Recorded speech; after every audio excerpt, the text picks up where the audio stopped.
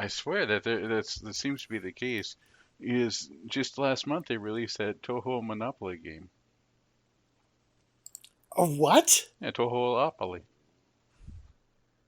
Oh my Yeah, goodness. it's a Toho board game. I don't know. I don't think it's called Toho Monopoly, but I'm sure it would be game worse. Tohoopoly. What would the currency be in Tohoopoly? Oh no, don't go there, please. It's bad. No, I mean, like, what would they use to, what would you use to buy, I don't know, power-ups or... I guess you don't have power-ups in a Toho game. There's a Toho racing game where the girls ride other girls. This is the area you're going into. This is true. I better tread lightly. Yep. Otherwise, you'll start going into my fandom game for Toho incessant pudding. Shoot the Core Cast.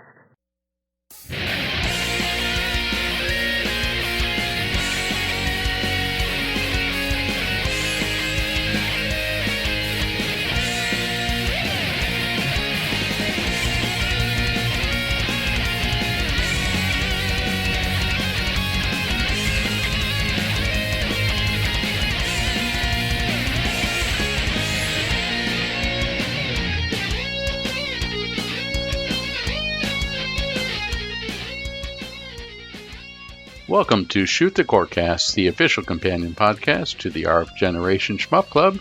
This is a family-friendly shmup-themed podcast that can't decide whether to go up or go right.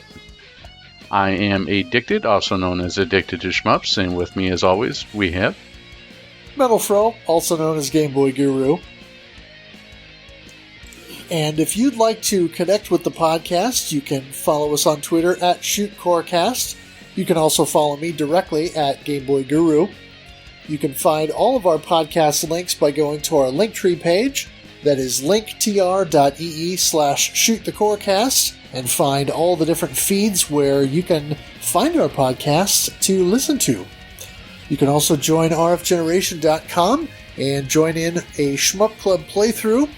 If you would also please subscribe, rate, review, follow, like, whatever the case might be on your preferred podcast platform.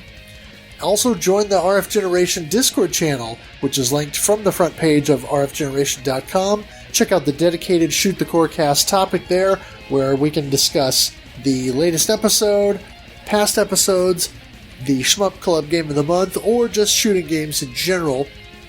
And also follow me on Twitch to get notifications of new streams. I do stream the Shmup of the Month multiple times throughout the month, generally during the week. That is twitch.tv/GuruGameBoy.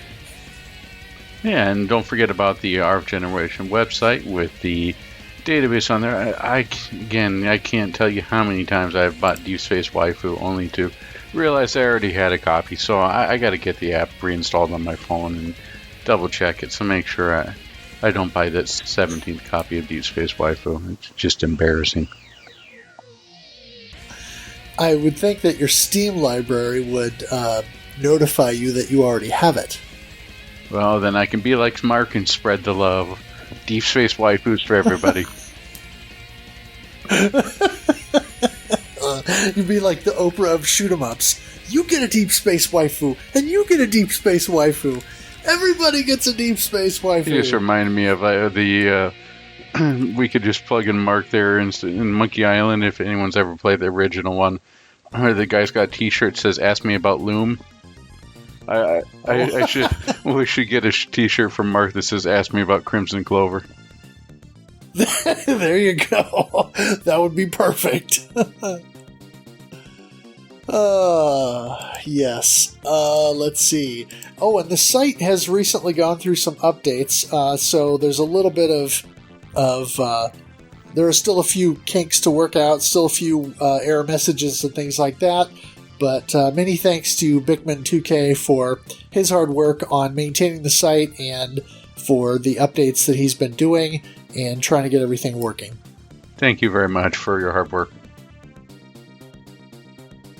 Before we jump into things too much, we'll just briefly go over the question of the month here. I threw this out on Twitter yesterday, I think it was, and so the question I asked was, to think of a game in any genre that you feel improved with Western localization. What game did you choose and why? And unfortunately, we only had a small handful of answers. I don't know if it's because I timed it wrong or people didn't think the question was interesting. But whatever the case is, we did get a few. So at Fireshark MD, who is also Corkman on the site here, says Phalanx. And yes, because of the old guy with a banjo on the box art. Yeah, one of these days we need to try that out. There, and if we don't have dueling banjos in there, I'm going to be disappointed. As part of the background music. Yes, an hour and a half podcast of nothing but dueling banjos on repeat and us talking like cranky old men about Phalanx. I'm sure somebody would listen. Well, yeah, it'd be dueling banjos as the background music and our best/worst impressions of Statler and Waldorf talking about Phalanx. Oh, all right, our next comment comes to us from @Rybones. Improved. Pass. Yeah, I had a hard time thinking, but then I thought of one perfect answer. It's going to be a bit cliche, but I think everyone will like it. Okay. @MojiLove says, I've never played it, but judging solely on some of these item descriptions, Final Fantasy XIV. The original text just has some sort of generic equipment for the use in XYZ project or whatever, but the English text really tickles me. And MojiLove included an example. It's an NFT. Put an NFT in there. What the heck? It says, Grade 4 Artisanal Skybuilder's Astroscope, which is a telescope of sorts, at least by the picture. And the description said, such devices are often found pointing in the direction of the open-air baths, which is in keeping with the letter, rather than the spirit, of its intended purpose, that being the observation of heavenly bodies. Clever. Yep. And we could go several places with this, but this is family friendly, so therefore we shall abstain. Yes, we will leave that up to your imagination. Yep. But NFTs, man, jeez. All right. Our next comment comes to us from @PonyTatsigen. Joke answer, Biometal. Oh my gosh, that soundtrack. I don't know who thought that was a good idea, but it's downright funny. Real answer, yeah, I gotta go with Phalanx. Nothing beats Banjo Guy. You know, that's something we should maybe as a joke shmup in there. Someone should put the Banjo Guy as a extra character or a DLC character on. Although I think isn't there actually a I swear there's a game with Banjo Guy Ollie in it as a DLC or a hidden character. Oh, really? Yeah. Maybe he's related to Banjo Guy Ollie. That could tragic backstory. He couldn't find a spot for his banjo. No one could listen to him in space shops. Just shot by in the background, and no one could hear his music until he went to YouTube and found his calling and his audience. There you go. All right. Well, thank you for the handful of you who did participate. We appreciate your answers, and thank you for your input. Yeah, thank you very much. For mine though, I would definitely have to go with Zeroing. That is the only time I can think of where Western translation actually improved it by quite a bit. Yes.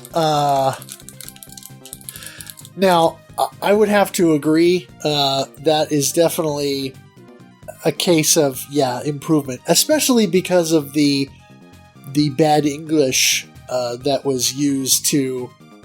what created one of the earliest internet memes. So, as a raise my glass to Zero Wing as your pick, I will say, all your base are belong to us. Yes, and now it's time for us to move like a zig for great justice. Yes. My pick is a little bit more conventional and boring, but not too boring, because the Famicom game Final Mission, when it came over to the North American market, it was improved in a number of ways. You get hit points instead of one-hit deaths, so the game is a little bit better balanced. The weapons also got a little bit of an overhaul, mostly graphically, but I think they also are slightly better balanced in that way as well. But it also got a cool new name, Special Cybernetic Attack Team, or SCAT. And, I mean, come on, who doesn't love a good poop joke, right? So you've got a game that has better difficulty balance and a better look and feel for the weapons, plus poop jokes. It's a winner. Yeah. And the only other thing I could think about that might work is Rock On, but that intro's already in English, and I think they took one look at it and said, we can't improve upon this. Well, I'm not sure that... I mean, that's a game that you would have to... It's like a house that's a fixer-upper, but you would have to gut the entire thing and start over. Or bulldoze the house and then burn it to the ground and then bury the ashes and then wait 10 years and then make a new house on it, and then maybe it'll not suck. It's the only game I could think of that the actual story starts with Dearly Beloved. Right. Yeah, it's wow. It's something else. Rock On is certainly a video game. It's certainly something. All right. Yes. So let's switch our focus here to our focus shot, which is Mushihime-sama, or literally Bug Princess. Yeah. So did you play a lot this month? Because I didn't have as much chance as I thought. I was too busy with the 6,000 ports of Salamander. Yeah, I didn't have as much time this month to play as I thought I would either. Although I did put some time in and have kind of been working on routing Stage 3. I think I'm close to having a solid Stage 3 route. The one thing I was having more difficulty with was the last section of the giant insect, where you've got the two back legs and the center portion. And the thing that I always struggled with is the aimed spreads. And shout out to Octane, who shared with me his strat and actually linked me to the video of the 1cc that he got, I think last year. And anyway, basically what I was missing was you got to position yourself underneath one of the legs, and then when the first set of spreads come out, you like tap 2 or 3 times, and then when the next spread comes out, you tap 2 or 3 times back the way you came. And I think I was just kind of missing that. I knew that you had to sort of tap and move out of the way, but I think maybe I was overthinking it a little bit. Over-tapping. So, over-tapping. So, armed with that, I'm going to try to finalize my Stage 3 route and get to the point where I can then reach the boss consistently. Then it's going to be a matter of getting a good strategy for the Stage 3 boss. Then, hopefully, I'll be able to do a 1 credit, if not 1 life, run through Stage 3. That's my hope, is to do a 1 life run through Stage 3 and then reach Stage 4. Once I reach Stage 4, all bets are off, and it'll be, back to the grind of learning Stage 4 and routing through that. But I feel like with Stage 3 as the current wall, now that I've got this new strat with the final portion of it, and then just figuring out the boss, I think I'm close. So I'm feeling pretty good about where I'm at right now, and I'm hoping that next month's episode I'll be able to report that I'm either well into Stage 4 or I've figured out Stage 4 and I'm ready to go for Stage 5. I like that optimism. Well, I need to keep the optimism going, because if I've got any hope of clearing the original mode and moving on to 1.5 or a range before the end of the year, I need to keep working on it. That's the key to victory on anything. Small steps. Yep, that's exactly what I've been doing too. I've been routing a little bit of Stage 3. I can get to the boss usually without losing a life now, but I need to figure out what area of the boss to tackle first, because it's basically 2 columns on either side and then it's shooting down the middle. So I got to figure out which order to tackle it on and get better at micro dodging. That's one of the things that I know you had noticed that Mark does really well, and I need to focus on improving that game as well to feel safe. I almost feel like there's a self-help book for this. Feel safe in your space while micro dodging by Mark MSX. Right. Huh. So, the Stage 3 is, of course, the first major hurdle that most people are going to have, and it's going to take some time to learn how to route that. And Stage 4, for the most part, all the routing I've done has been easier, but it's also a lot faster. Right.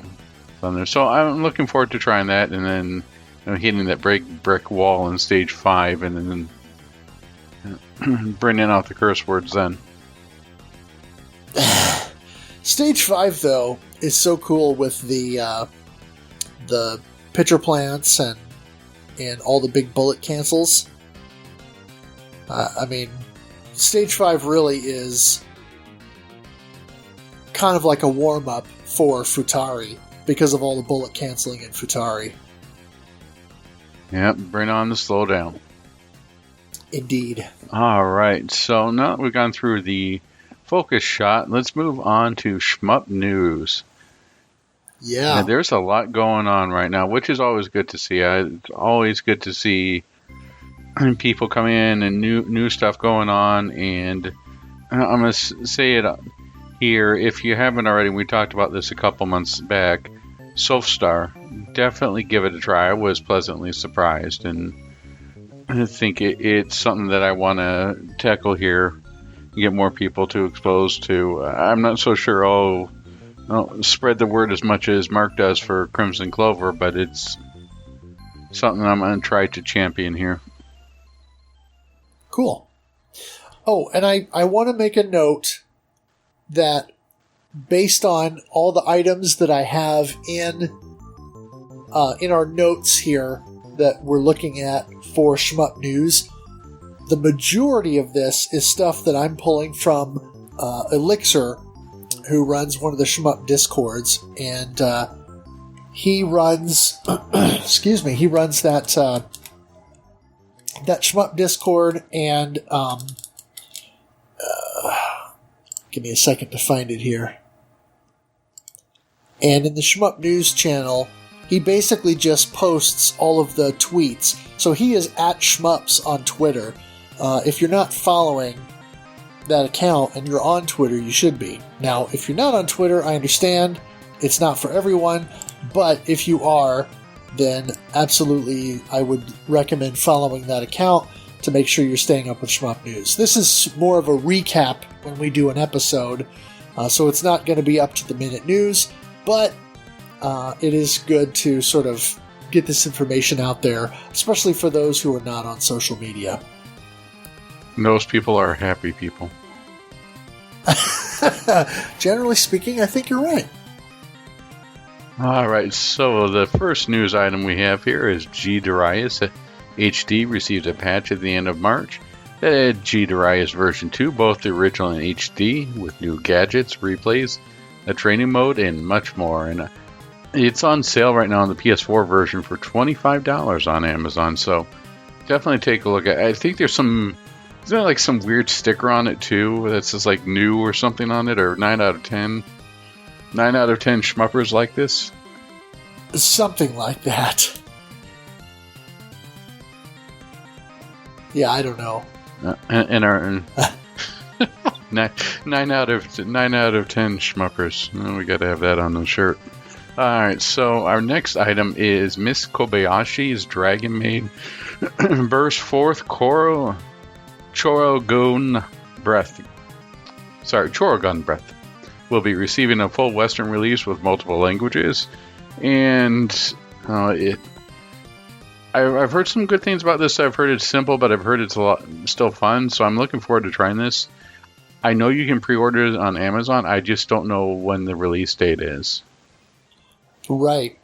And for those who aren't aware, this is based on an anime manga property, Miss Kobayashi's Dragon Maid, and this is the latest shooter from Moss, who of course inherited the Raiden franchise and also created Caladrius Blaze. Yeah, so and I think this is less coffee and circuits and think more Caladrius Blaze and Shane Breaks.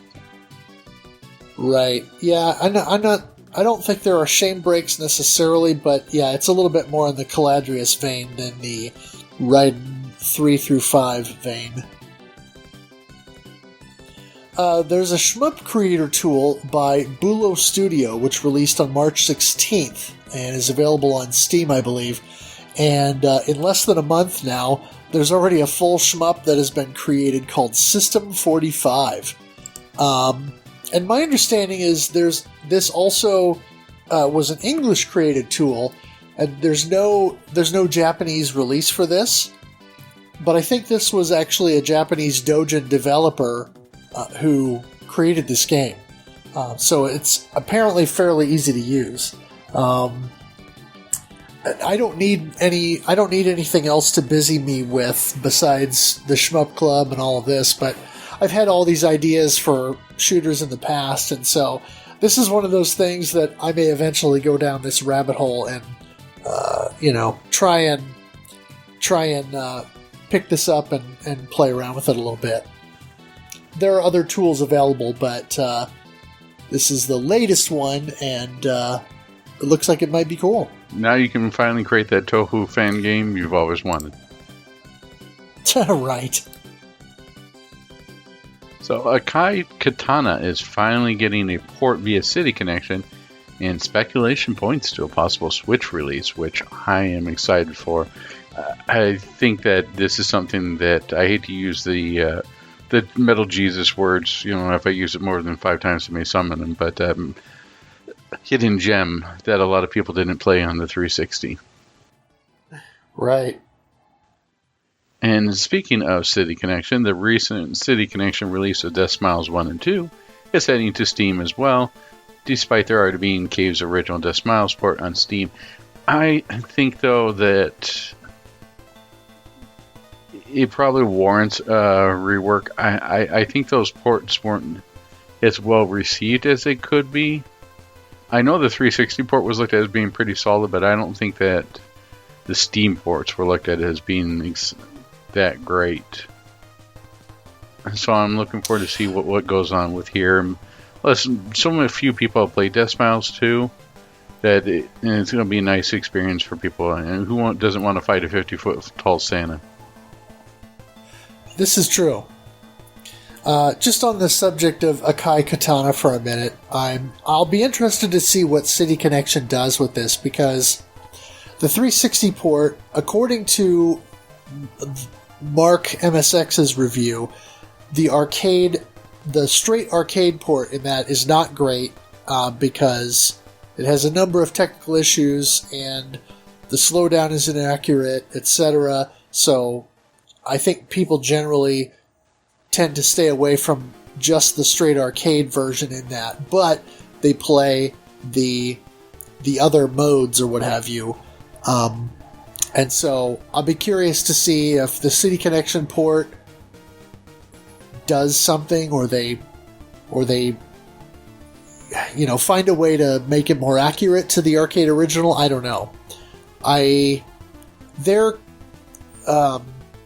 Their track record has been a little spotty, so yeah, it's been hit or we'll miss. just have to wait and see, I guess. But they've done some quality work, and then I have to say City Connection is one of those publishers out there who is definitely taking some risk and willing to give STGs their due. So even if it's not perfect, they're doing a lot more to bring it to the forefront. So I applaud them for that. Yeah.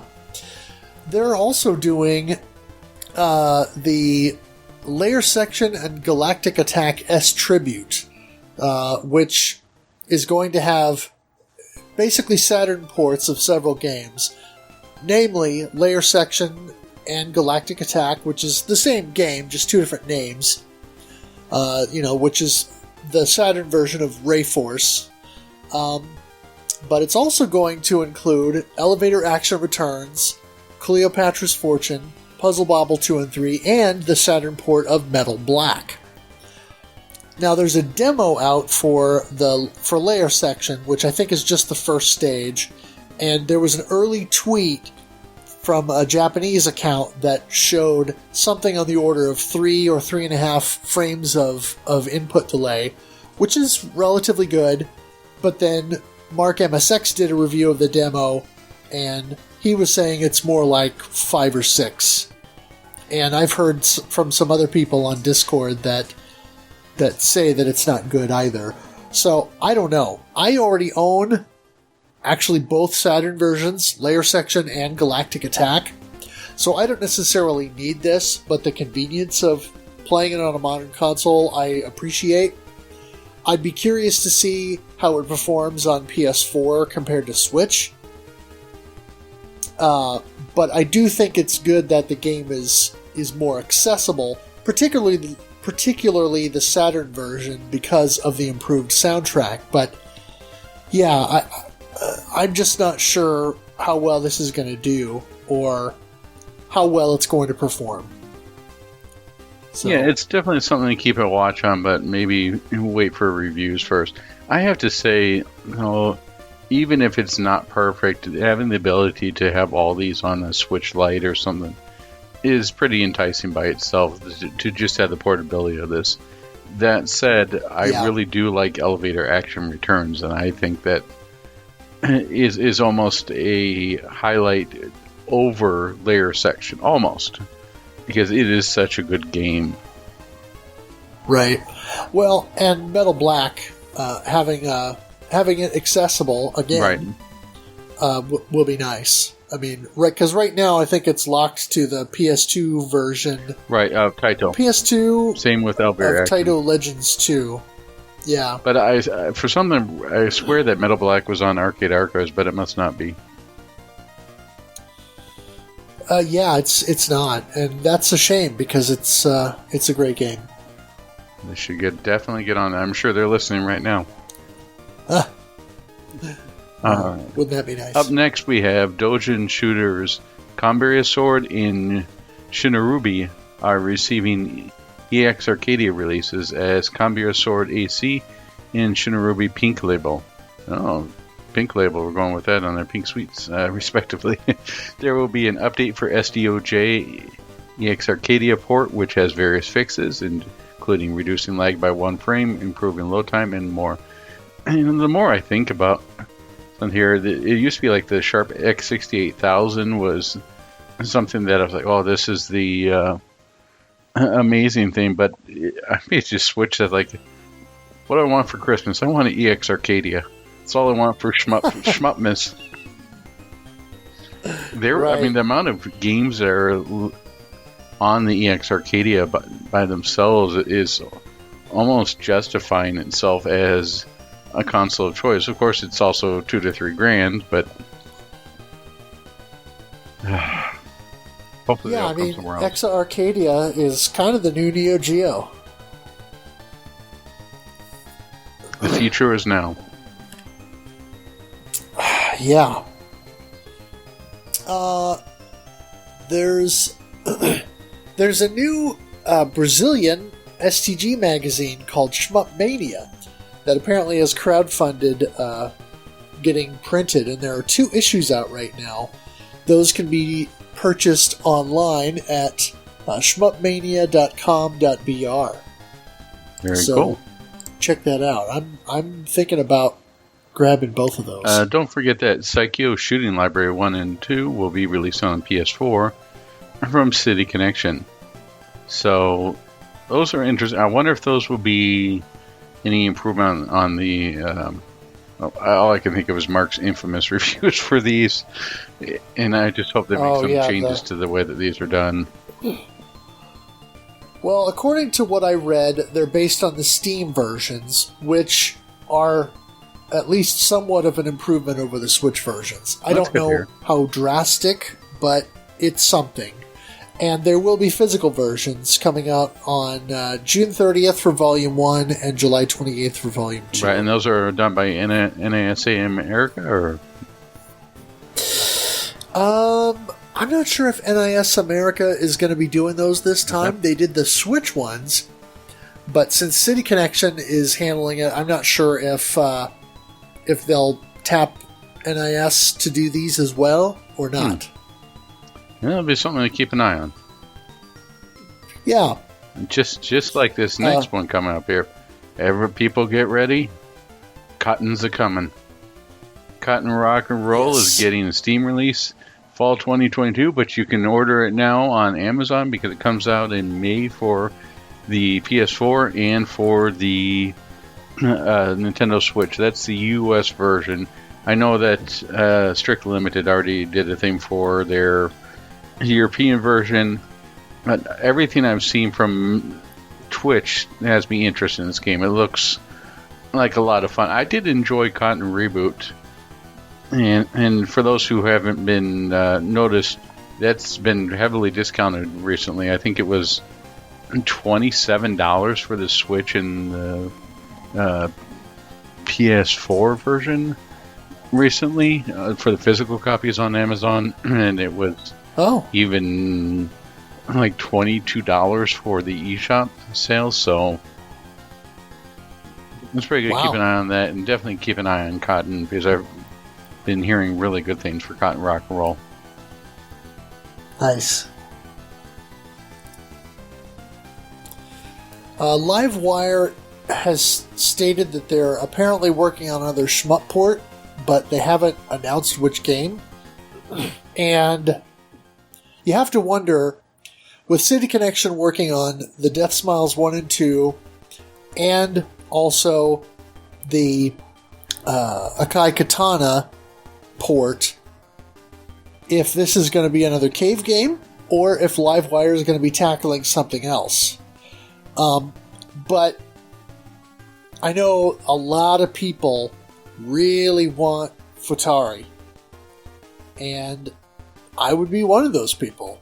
I've got the 360 version, but I really would like to see that game get a wider release, because it's still never been officially released outside of Japan.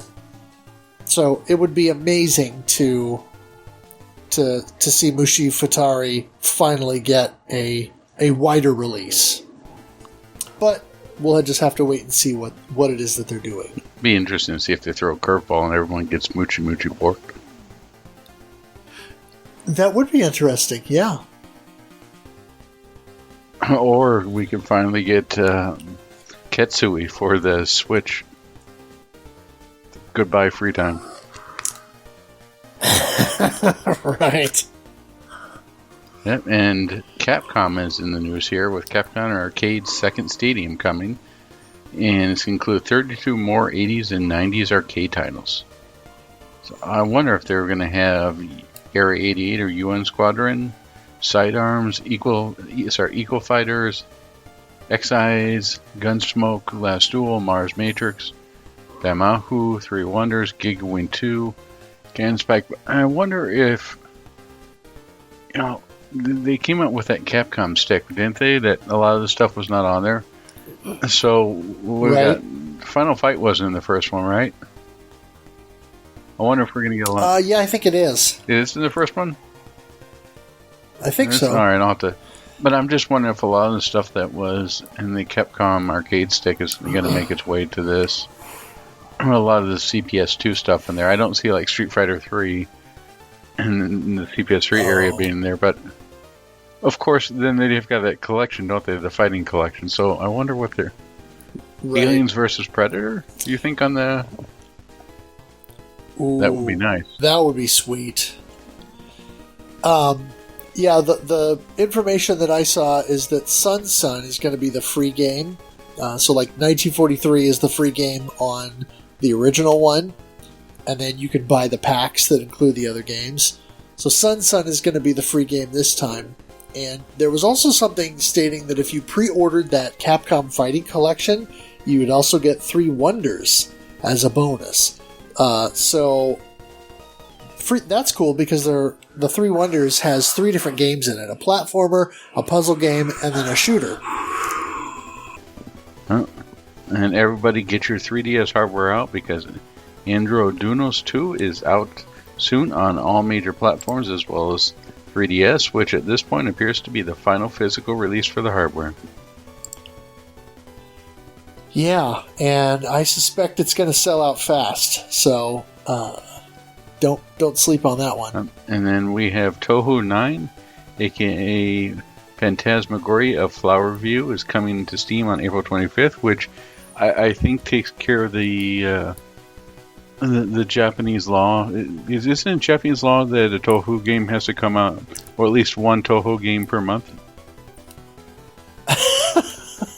I don't know. Is it? I swear that seems to be the case. Is just last month they released that Touhou Monopoly game. A what? Yeah, Touhouopoly. Oh my goodness! Yeah, it's a Touhou board game. I don't know. I don't think it's called Touhouopoly, but I'm sure it would be Game West. Touhouopoly. What would the currency be in Touhouopoly? Oh no! Don't go there, please. It's bad. No, I mean, like, what would they use to, what would you use to buy, I don't know, power-ups, or, I guess you don't have power-ups in a Touhou game. There's a Touhou racing game where the girls ride other girls. This is the area you are going into. This is true. I better tread lightly. Yep. Otherwise you'll start going into my fandom game for Touhou Incessant Pudding. Oh my. Let's not go there. And then this was not on Elixir's Twitter feed, but I wanted to shout out some shmup content that is a little bit newer. This has been going on for a little bit now, but the Average Superplay Enjoyers is a series on YouTube. They've got 14 episodes now, and it's run by Pearl on Pearl's or YouTube channel, and features Plasmo so far in every episode, and then various other shmup community members as they watch old MAME INP replays. So if you're not familiar with that, MAME has the ability to record your gameplay to a custom proprietary file called an INP, which essentially just allows you to replay inputs. So it records all of your inputs in a game and then allows you to load up the game and then replay the input so that it will effectively mimic what you did during that playthrough. It's kind of a neat way of doing it, even though it's not I don't know if you would call it a exact one-to-one replication of the experience, but generally speaking, they play back and allow you to recreate that game. So anyway, they found this archive of over 500 replays, many of which or all of which are from kind of the late 90s, early 2000s, where there was a lot of MAME activity going on. And so we're talking old versions of MAME and stuff like that. And so they're going through and trying to preserve some of these by replaying those and then commentating over them and putting them out on YouTube.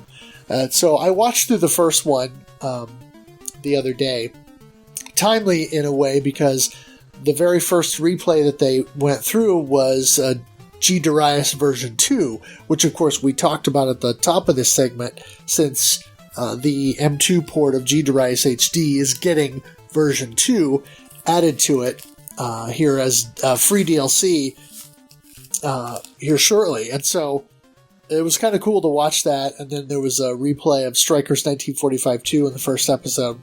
So that'll be interesting to kind of watch as that develops and as they continue to find different replays and get those working. So check that out. It sounds interesting. Also, I have a quick question regarding that, though.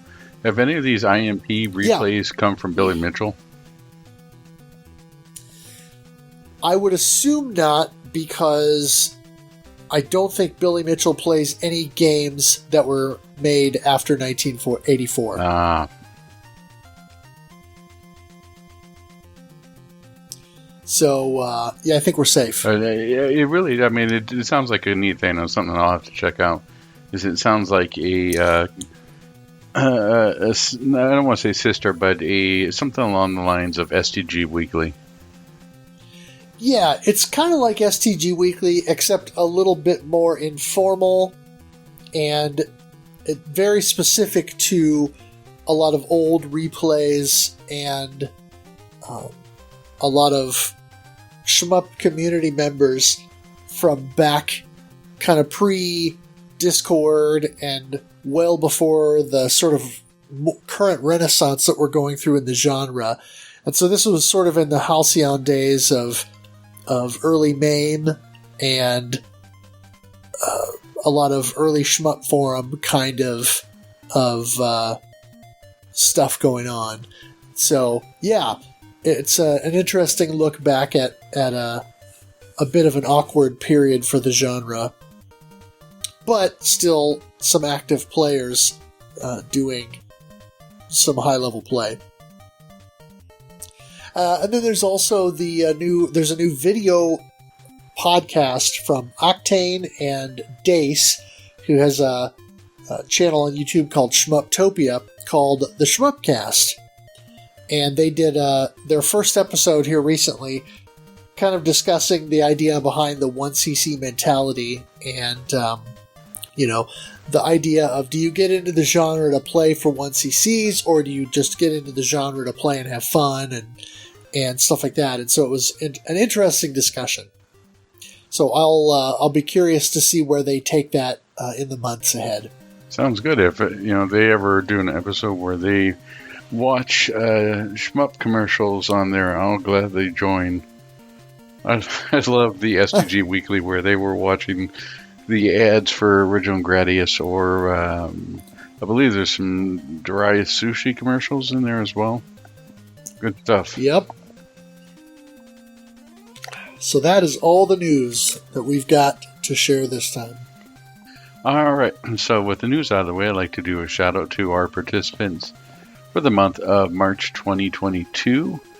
They are MetalFRO, Addicted, Corkman, D. Tunston, Mini Console Man, Zoido, and Easy Racer. And it's the usual suspects. Yeah, we had a pretty good group this month. And we had a pretty good game this month, too.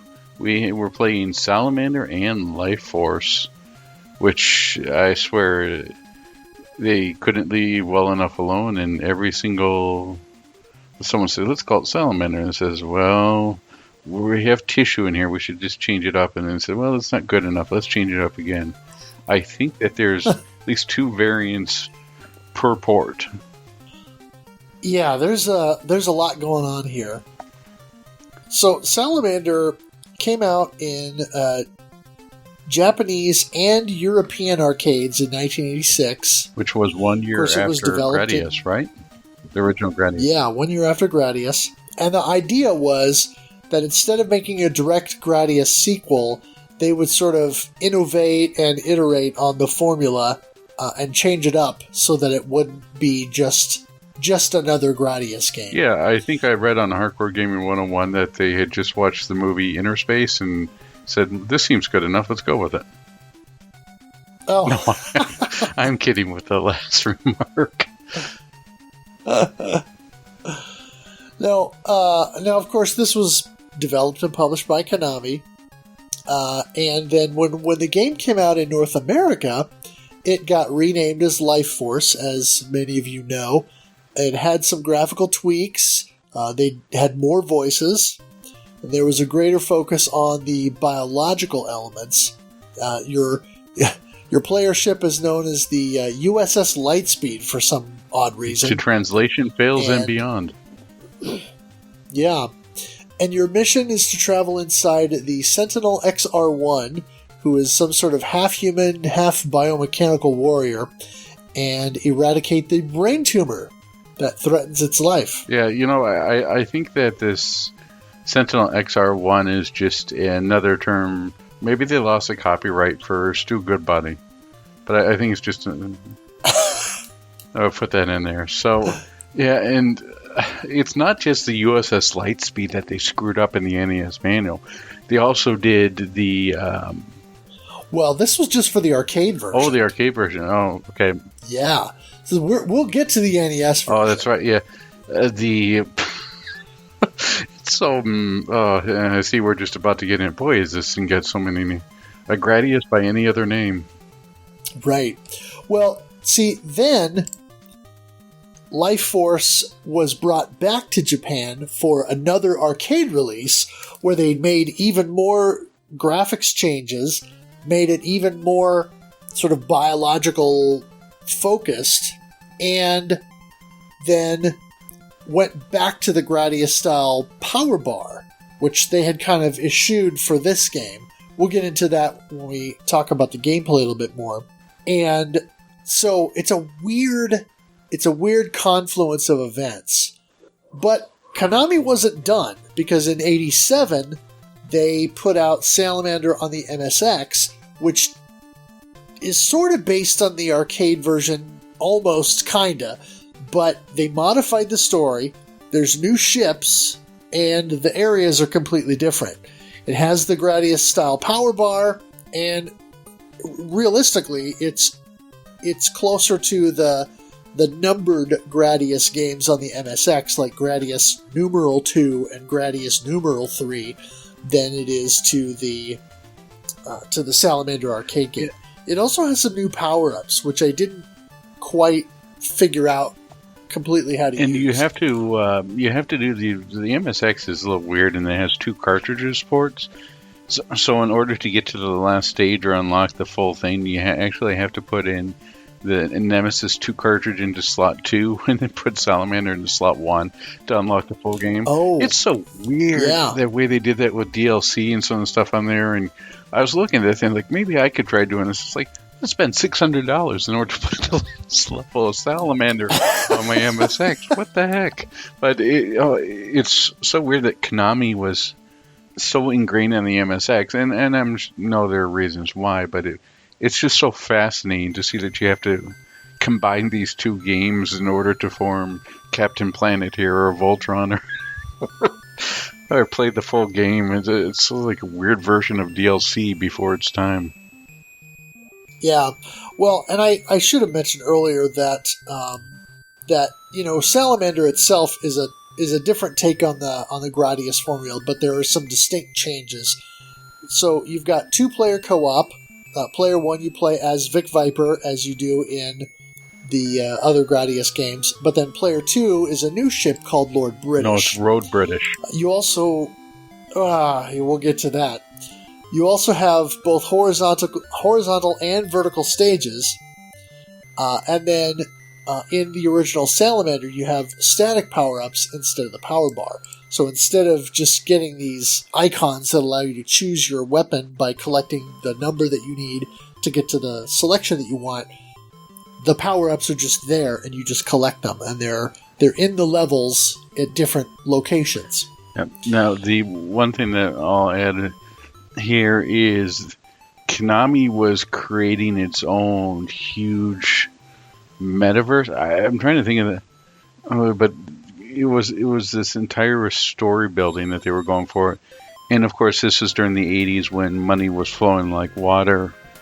Not to be confused with WADA trademark, but it was flowing like water and everything was being greenlit. So if you look on YouTube, you can actually find the Salamander / Gradius OVAs with the backstory for all this. I mean, the first volume first episode only talks about the rise of Lord British and his the backstory of Salamander. But I just it's interesting. It's not world of power cringe, but it's certainly interesting. And I also have to say, I wonder if Lord British is an homage to Richard Garriott or Lord British from Ultima. Because wizardry was hugely influential, and so was Ultima. Yeah, very influential in Japan. So it's a distinct possibility, I would say, that Lord British is a nod to Richard Garriott or to the Ultima games in general. So then you also had Salamander on the Famicom, which came out in '87, and that sort of took elements from Salamander and Life Force arcade, and so it took some of the level layout stuff from Salamander, but then brought back the Gradius power bar and combined it together. But the Famicom and NES version also does a weird thing by changing the level layouts and stage order from the arcade version. And someone pointed out to me on stream that it's more like the Loop 2 layout of Salamander is what you get in Life Force, which explains the changes. You also have the inclusion of the Konami code, so that, like Contra, if you use the Konami code, you get 30 lives. Yeah. Which you might need, because the NES version is no pushover. Oh, yeah, Hitbox is as big as Texas in this one, so it's... Yeah, and the other thing I think, too, is that the first thing when people think of Salamander on the Famicom, the first thing they think of is that cool blue cart. The see-through cartridge. I don't know what it is about that cart, but it's so darn cool. Yeah, it is really cool. Then you had Salamander on the PC Engine, which came out December of '91. A little bit of I don't want to say a late release for the PC Engine, but certainly later in the life, given the fact that the PC Engine released in '87. And it's essentially a port of the arcade version of Salamander, and it's relatively faithful, but it's kind of jank. Konami usually did really good work on the PC Engine, but I don't know. In my opinion, I know that there are some who really enjoy it, but in my opinion, it's kind of janky. The hitbox is nasty. The missiles do a weird thing where they don't follow the trajectory of the ground. They just sort of shoot out really fast at an angle, at like a 45-degree angle from your ship, and disappear. So the missiles are kind of useless if they're not right in front of you. And everything moves really fast. So, I don't know. I did not care for the PC Engine version. But, if that's your jam, it is on the TurboGrafx Mini. But only on the TurboGrafx Mini for some reason. It's not included on the PC Engine Mini or the Core Graphics Mini.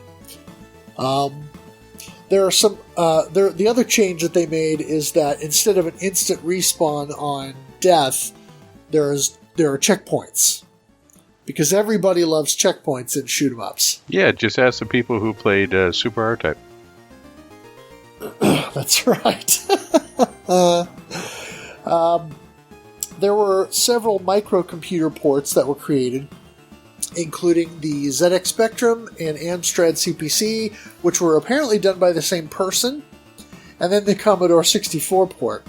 I watched the RetroCore Battle of the Ports video for Salamander earlier, and yeah, the ZX Spectrum and Amstrad CPC versions look like hot garbage.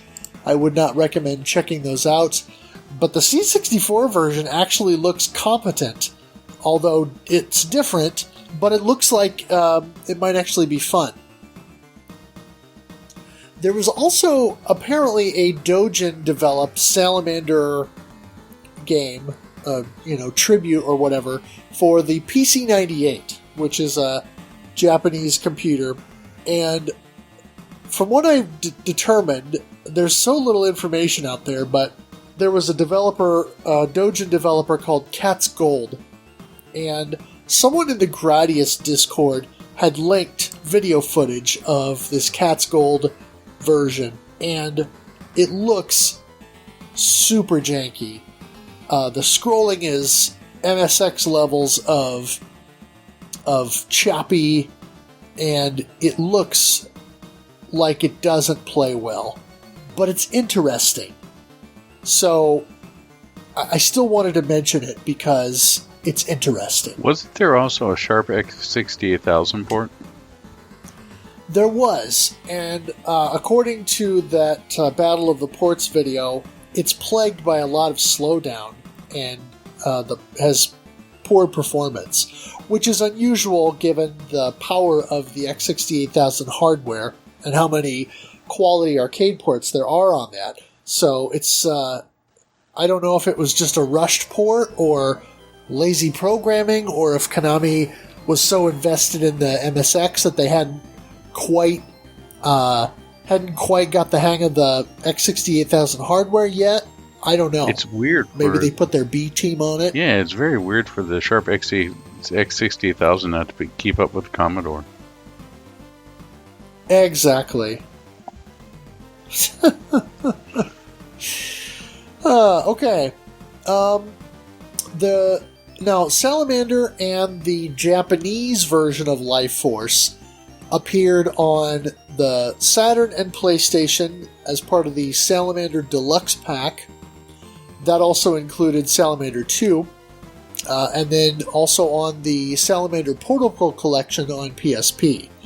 But none of those collections were ever released outside of Japan. And I have the Saturn version, and that's what I spent the most time on, I think, during the course of the month. Same here, but you noticed something a little bit strange where we both just sort of accepted the default difficulty on the Saturn port, and then as soon as you start trying the Arcade Archive, you said, wait, this isn't supposed to happen?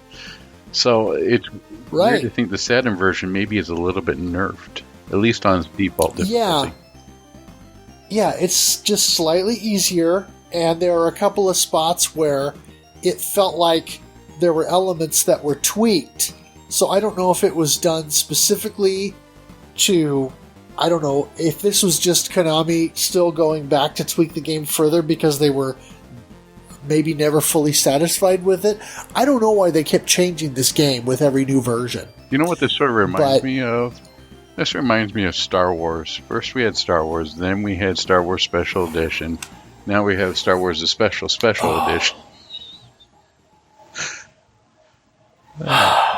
Yeah, just give me Star Wars. That's all I want. I don't want all this other stuff. Just give me Salamander, right? Yeah, no. Just give me Salamander, give me Star Wars, and I'm good. Yep. Now here's where we have to cut down to 15-minute rant on Star Wars. Right. No, I'll be good. There was an Android remake that was in development, but from what I read, the studio who was developing it closed, and so the project got canceled. But one of the members of the dev team apparently finished the game later and then put it out there for free from their Twitter account. But it does not work on modern iterations of Android, so the only way to play it at this point is either to download it on an older Android device or to use an Android environment emulator and fire up an older version. But it does look good, and the little bit of the soundtrack arrangement that I heard did sound like it was reasonably good. So it's kind of too bad. It almost looks like a Gradius Rebirth kind of vibe with the game, or something that looks like a discount version of what we could have had if there would have been a Gradius 5 type of revival of Salamander.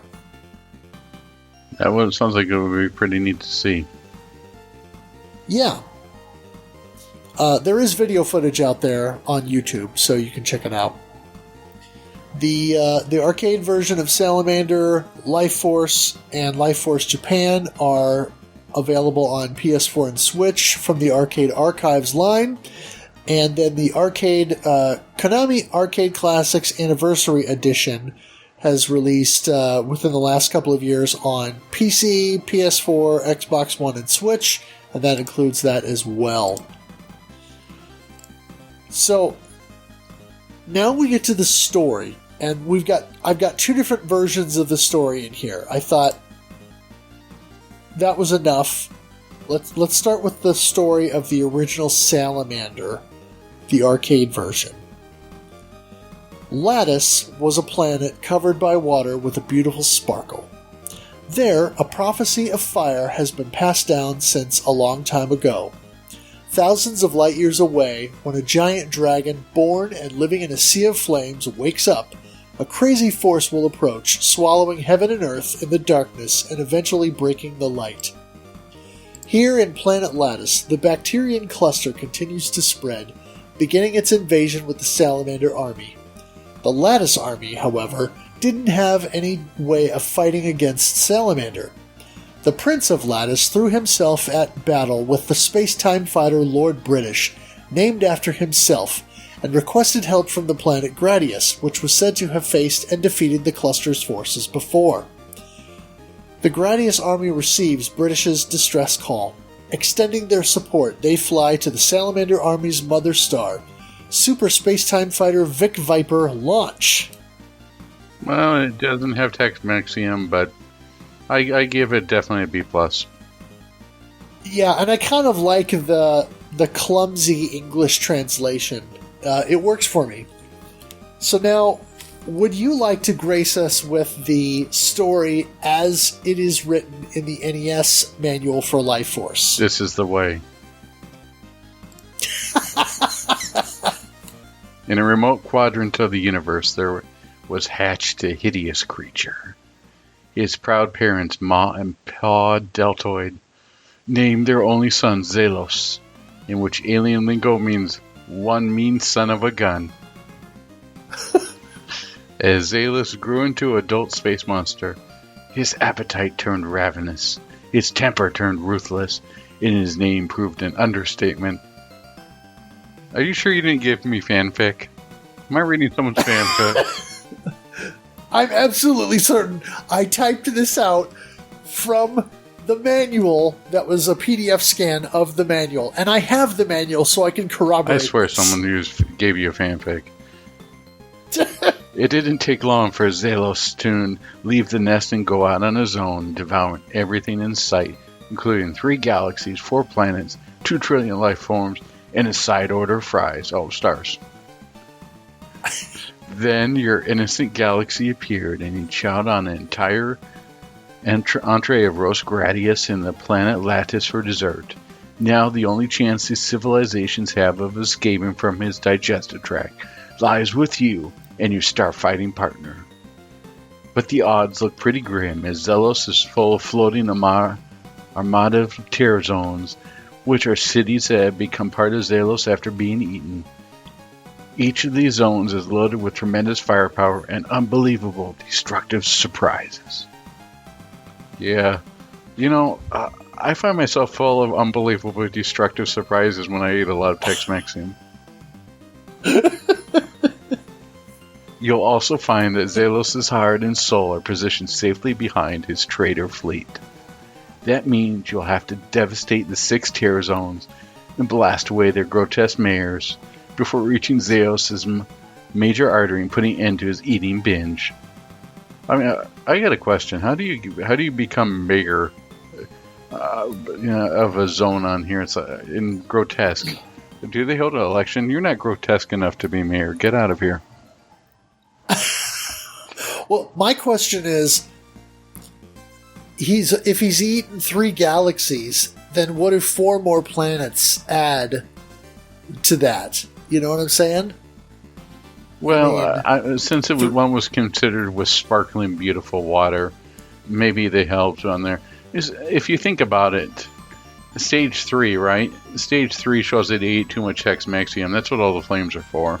So maybe he just needs to take that planet, and that will help extinguish the flame. I know when I have too much Hex-Maxium, I get a little bit of heartburn and end up like Stage 3. So I could understand. Yeah, I could see that. This story, I mean, is one for the ages. I can't stop laughing. If I owned the NES as a kid, and I had purchased this game and read the story in the manual, even as a kid who was into all kinds of cheesy cartoons and things, I would have read this and thought, this is the lamest thing I've ever read. But I love it so much. And I think it's because it's so lame. Was it just me? Was I the only one who heard the narrator from Voltron in their head when they read that? That could work. It's definitely unique. I mean, we've had stuff come from the moon before. We've had some fingers. We've had Dearly Beloved. But never before have we had such a concatenity of, scat. Yeah, I mean, as soon as when you're reading the first part of the story, it's all good until you get to Ma and Pa Deltoid. Then you know the rest of it is going to be garbage. But somebody had a lot of fun and a lot of booze writing it.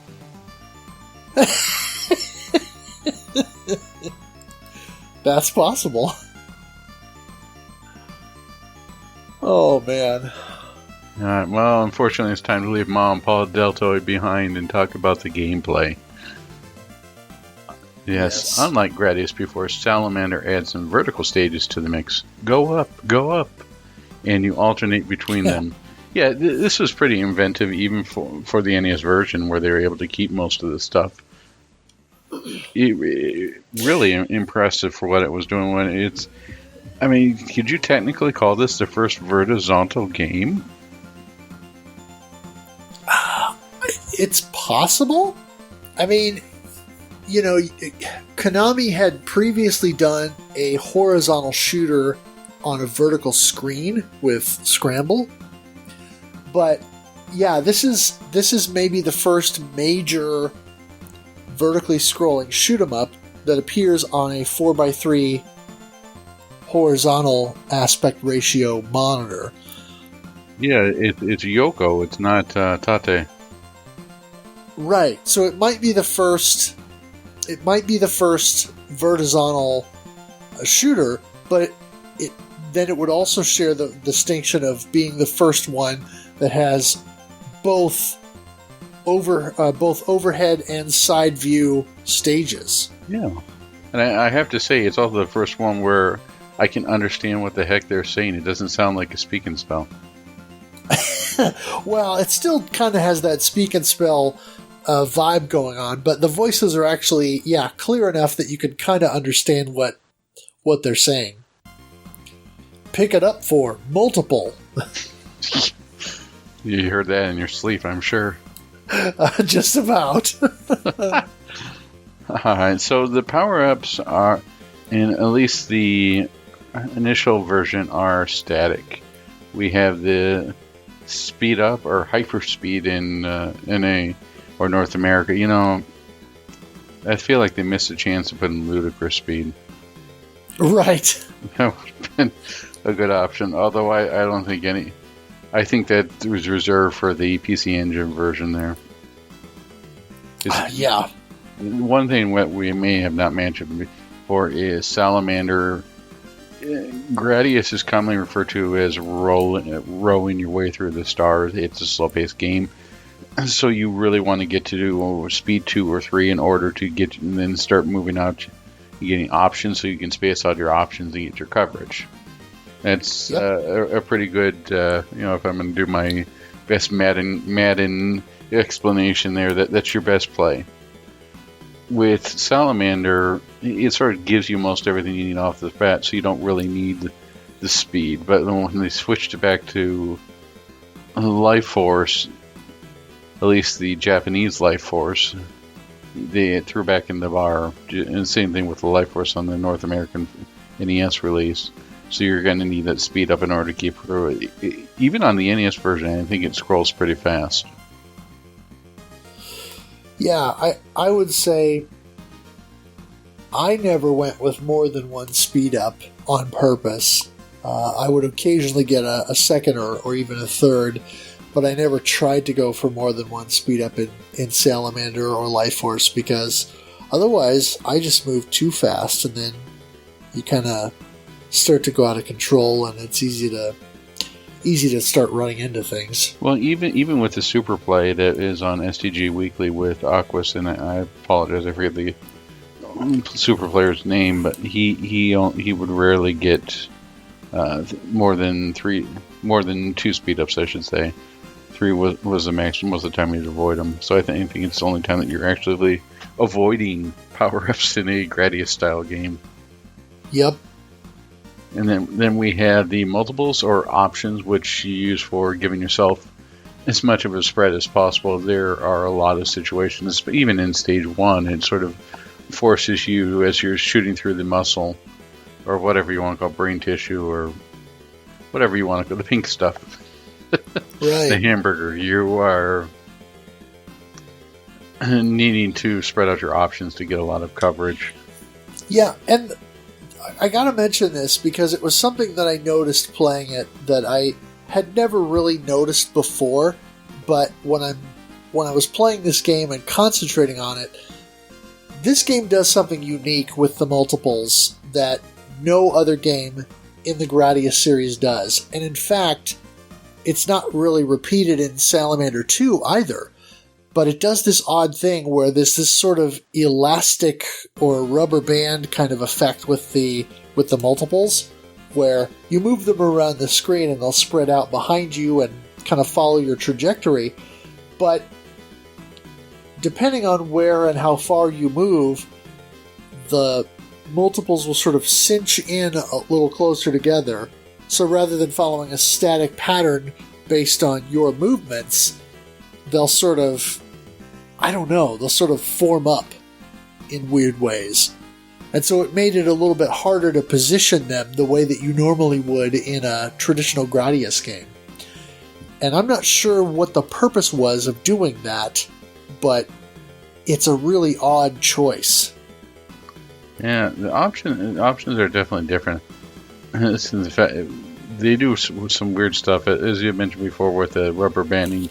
Even in the end of stage 1, where they sort of can destroy the environment. And there, you let them get to the wall behind you at the brain boss, and they'll just sort of eat away at it. It's just weird, but experimental. There's a lot of changes done, and as you talked about earlier, they kept back and going back to the drawing board and revising it. Right. And then the missiles are interesting. It's sort of funny too if you press the missile button before you get any other stuff. No missiles in chamber. Right, yeah. The missile chamber is empty. Yeah, I thought that was a nice touch, actually, where they added that to where if you try to hit the missile button beforehand, it would give you that message. And it's one of those fun little things that Konami didn't have to do that, but they did, and I appreciate it because it's just kind of a fun little extra thing for players, you know what I mean? Yeah, it's the equivalent of an Easter egg, I guess. Yeah, it's totally useless, but interesting nonetheless.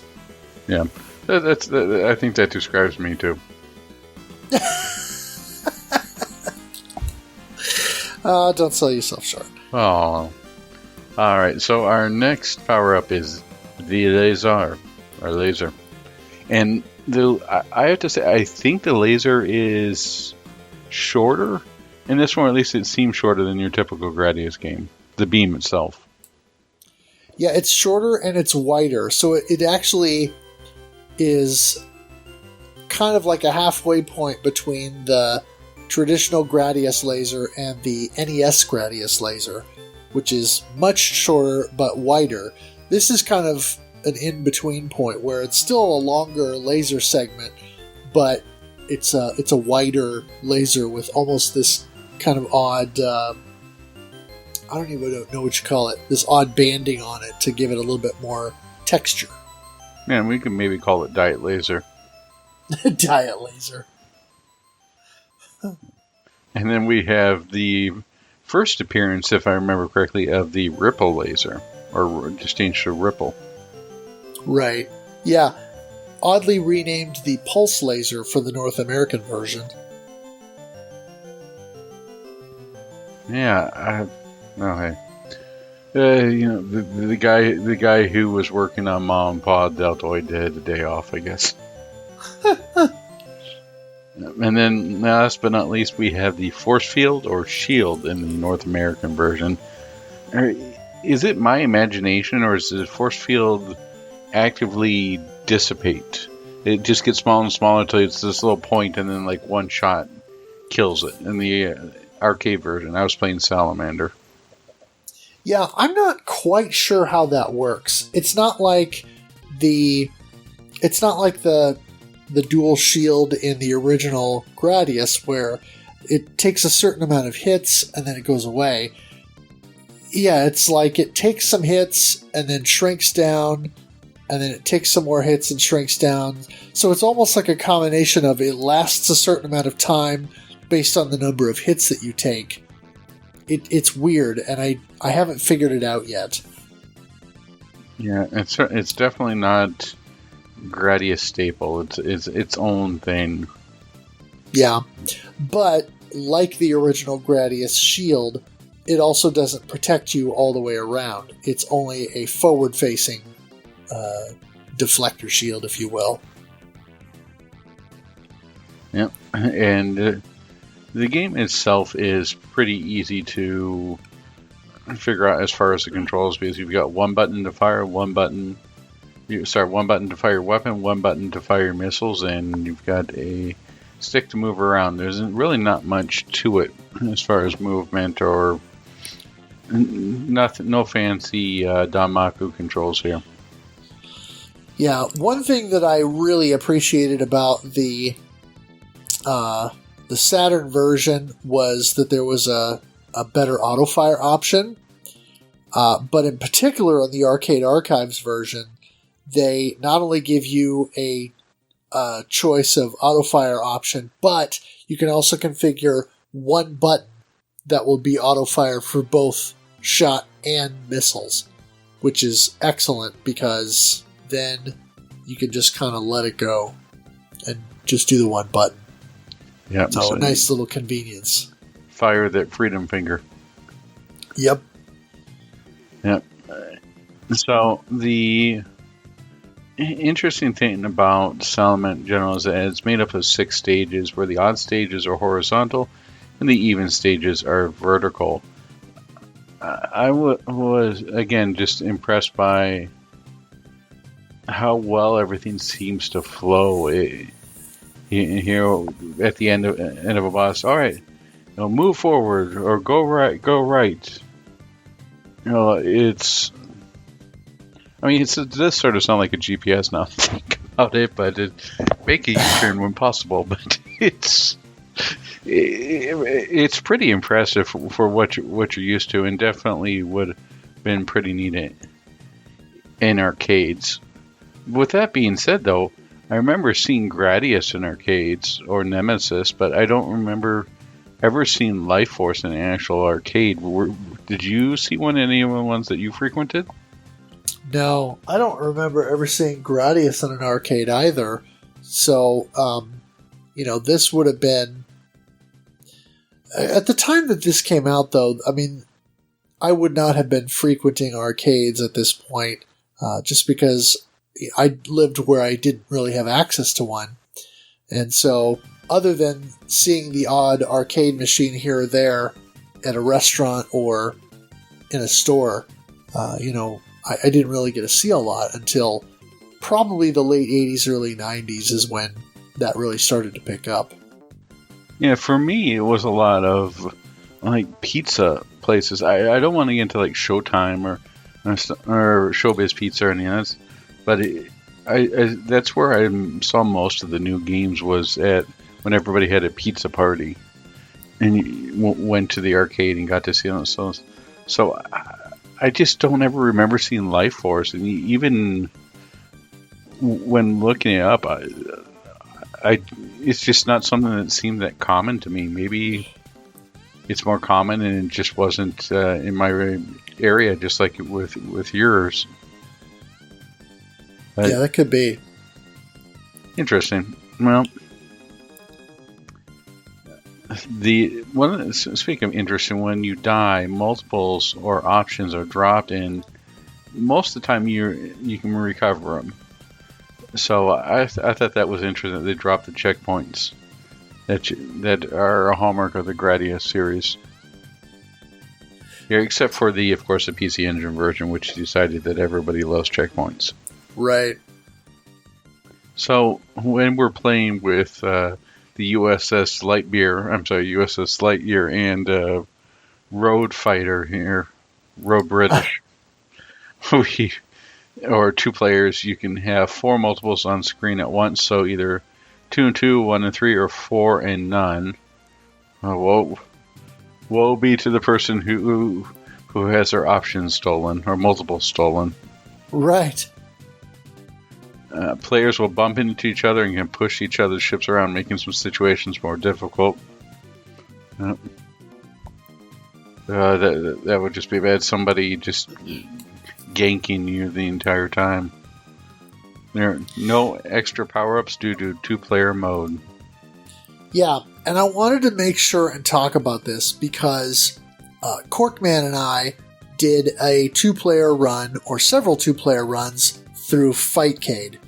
And this was a very interesting experiment because with those things that I highlighted there, this game becomes it's already not a cakewalk, but I would say that actually the 2-player game is probably more difficult than the 1-player experience for those reasons.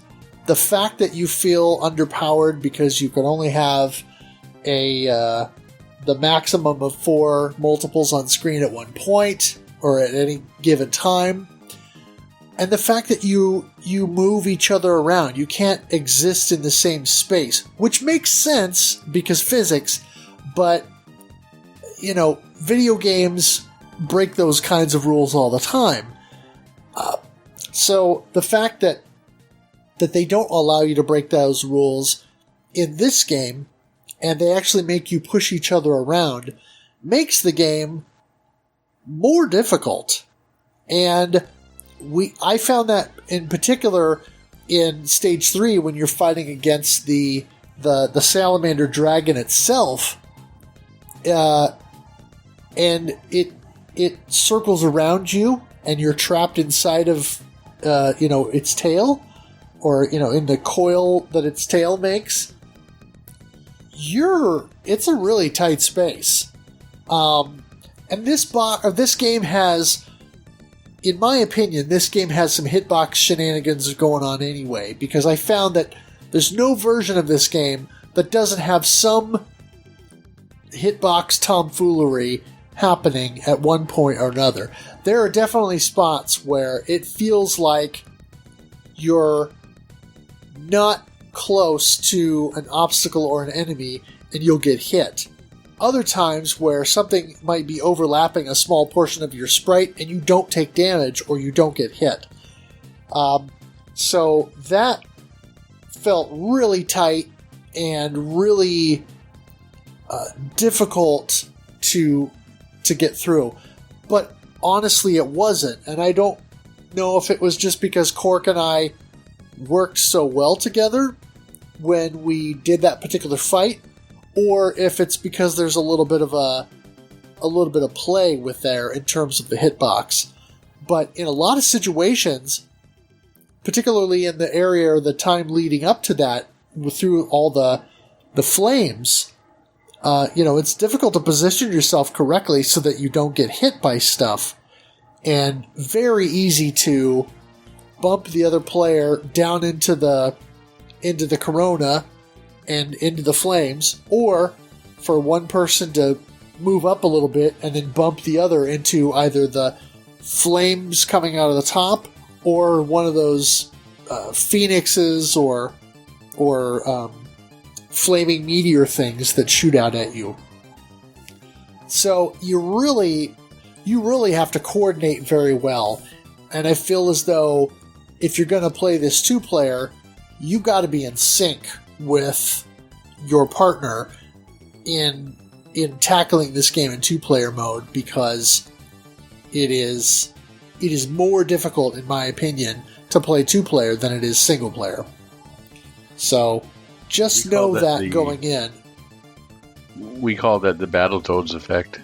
On there, if anyone who's ever played Battletoads 2-player will know that if the second player loses, or let's say even the first player, one of the players loses all their lives, and if you press start on the controller afterwards, you actually steal a life from the player who's still alive. Right. Yeah, and I mean, like it is in some beat 'em ups where you can turn on friendly fire and things like that, or the ability to harm your partner. You can't do that in this game, where you can't just shoot the other ship and destroy it, but that situation of not being able to occupy the same space makes the game more difficult, and it forces you to route it differently than you would in a single-player game, and also just treat your screen space differently. Plus the fact that you don't have extra power-ups means that in Stage 1, there is literally the one ripple laser at the beginning. That's all you get. So it's not until Stage 2 that you have the opportunity to have the other player get a laser of some kind. So it's interesting to think about how Konami did that, or why they did that with the power-ups and with the ships being able to bump each other. It was an interesting choice. I'm not sure I would have made that choice, but it does make the game interesting in an odd way. The keyword you're searching for, interesting or frustrating? Well, a little of both. I mean, it was certainly frustrating when we were trying to route through it and play and beat the game. We ended up basically just credit feeding through it a couple of times just to sort of see and experience it. But yeah, I mean, it gets pretty bananas.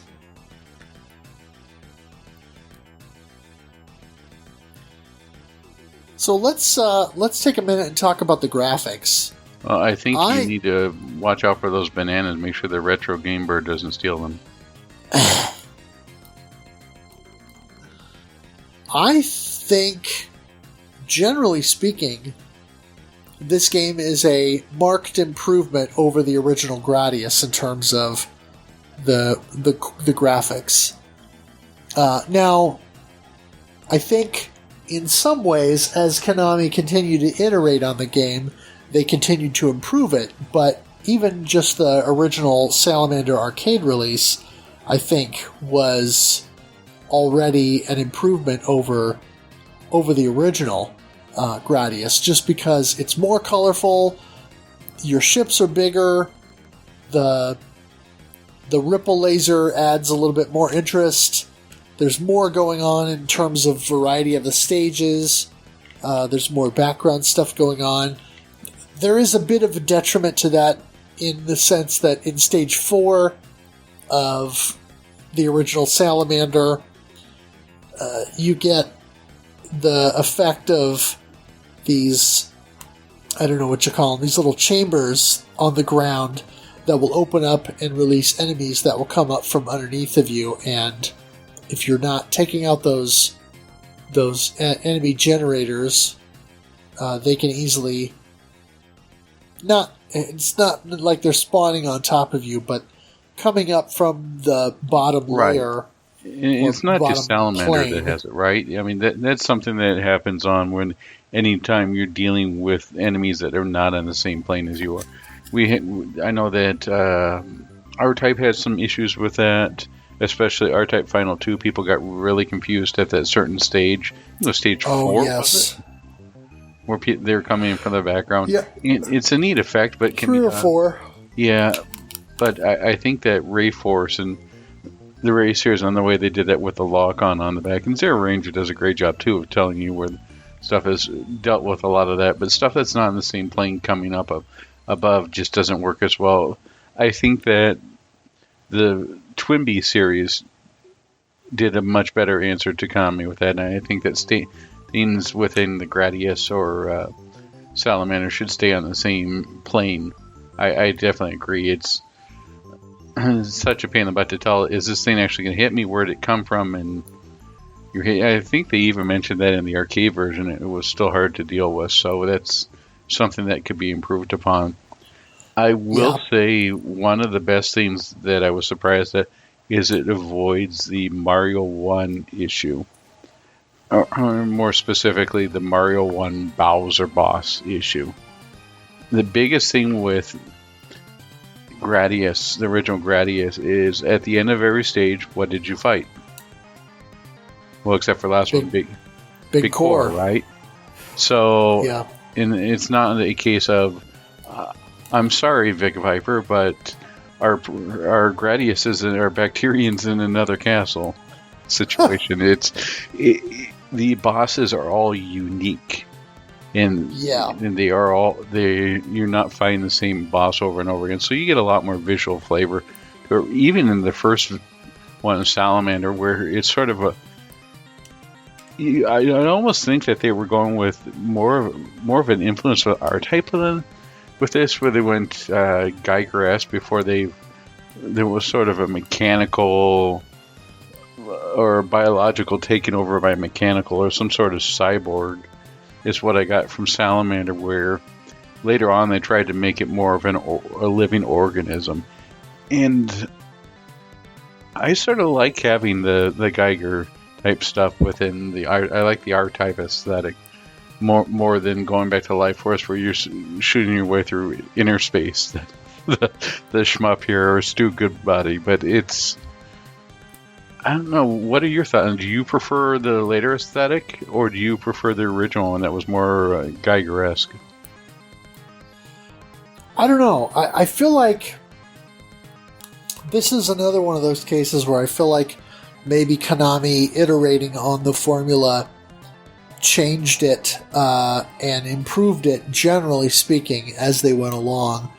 The one exception to that, I will say, is the Tetran, which is the Stage 2 boss. It's a mechanical thing, or a spaceship kind of thing. When they changed that for the Life Force Japanese release, they made it a biological entity. But I think it looks cool, but then they changed it to where the arms go the opposite direction, so it becomes much harder to shoot out the shield segments that then protect the core, and it takes way longer to take out that boss unless you've got enough options to where you can sneak him in there and take out the boss.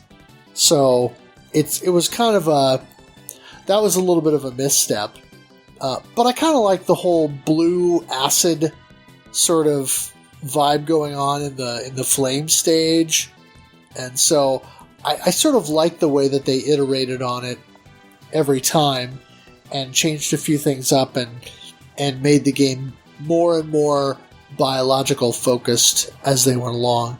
But I do kind of like the whole in Stage 2 of Life Force, where it says kidney stones cannot be destroyed. You know, when it looks like all these big space rocks or asteroids or whatever coming at you, but no, they're kidney stones. They could have been pop rocks too. Pop rocks. But no, I think that's pretty interesting. I do like the blue flames on there. I mean, that's what happens when you add some ghost pepper to your Tex-Mexican. You get blue flames. Oh yeah. But it's definitely different, and it's worth exploring all three. But the biggest problem for me within the changes that they made to the Life Force is putting back in that Gradius power system. I prefer just getting everything up front. It makes the game a lot easier. So sticking either with the original Japanese release or sticking with the American release of Life Force in the arcade version. That is, right. That's the versions I like the most because they have everything pretty well balanced. Some of the changes were neat, but they don't make up for the playability. Right. Yeah, but I think strictly visually, I think maybe Life Force Japan is the best, the most fully realized version of what they were going for.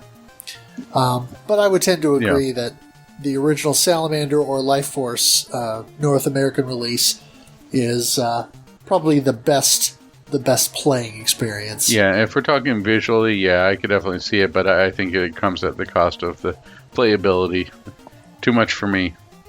But it's definitely neat, and they also changed the backgrounds. Was it the second version of Life Force on there, the Japanese one, or was it just Life Force in Japan where they added on that cell structure so it wasn't sort of like a Starfield or a black background?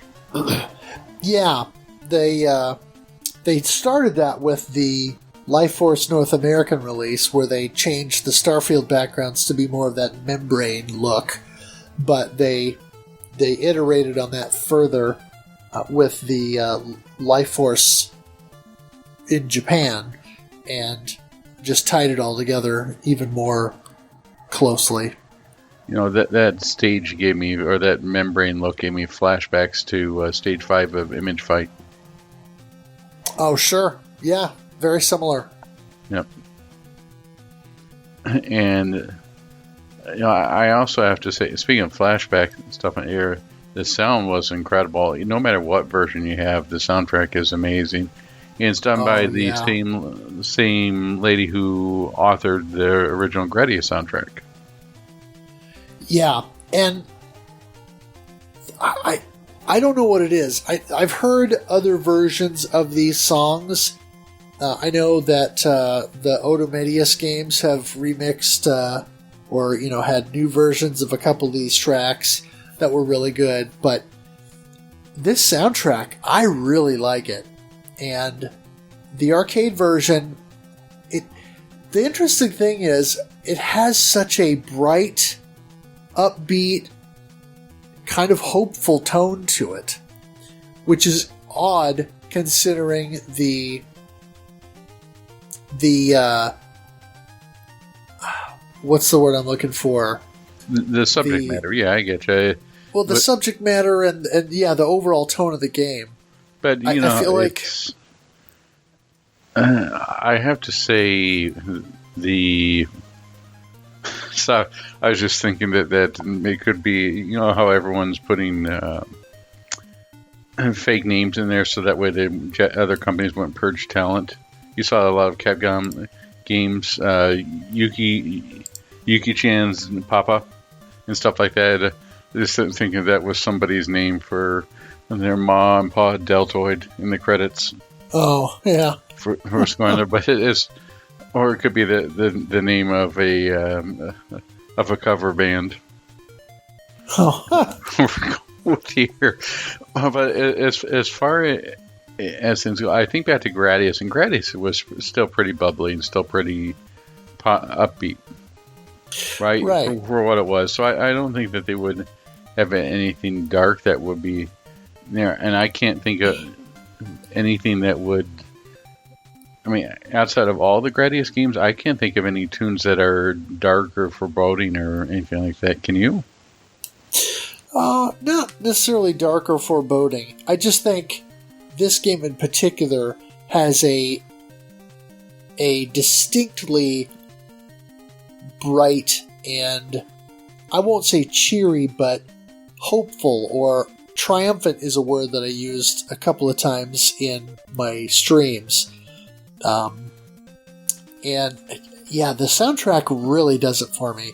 One thing I wanted to note was in Stage 3, the bass line in the Stage 3 track, the flame level, reminds me a lot of the main melody line from the song Popcorn. That was kind of an instrumental hit in the 70s. And I remember that distinctly because my dad has that 45, and my younger brother and I used to listen to that all the time growing up. And so I was very familiar with that tune and how it went. And so every time I would play and be in Stage 3 and I would hear that, it would just kind of take me back and make me think of that. And so I really dig that about the Stage 3 track. Yeah, I was trying to think. In some ways, it sounds a little bit like ELO. Oh, sure. In some ways, they're going for that, or you get that prog rock feel to it, which is pretty neat. I mean, it's a lot that you can get out of there. Isn't there? Well, it's funny that you mentioned it was sort of bombastic, or maybe you mentioned cheerful. I was wondering if there's I think there is a big band version of the Gradius music. I think that there actually is one. Yeah, I don't know about big band. I know there's a pair of albums that came out in Japan. They're classical music interpretations of Gradius music.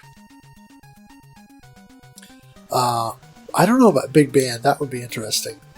Maybe it's Nintendo and I'm just getting things confused, but it's still pretty. And heck, I can't probably count the number of times that a Gradius or Salamander or Nemesis song has been remixed in some sort of dubstep or electronic music. Yeah, and the soundtrack, I would love to get a vinyl version of the Salamander arcade soundtrack. We already got the Life Force NES soundtrack that came through Ship to Shore Records last year or the year before, and that's great because the NES soundtrack is pretty good. And of course, I've got that Konami arcade shooting collection CD box set that has the Salamander soundtrack on it, the arcade version. But I would love to see just a standalone vinyl release of the Salamander, maybe the Salamander 1 and 2, arcade soundtracks. That would be amazing.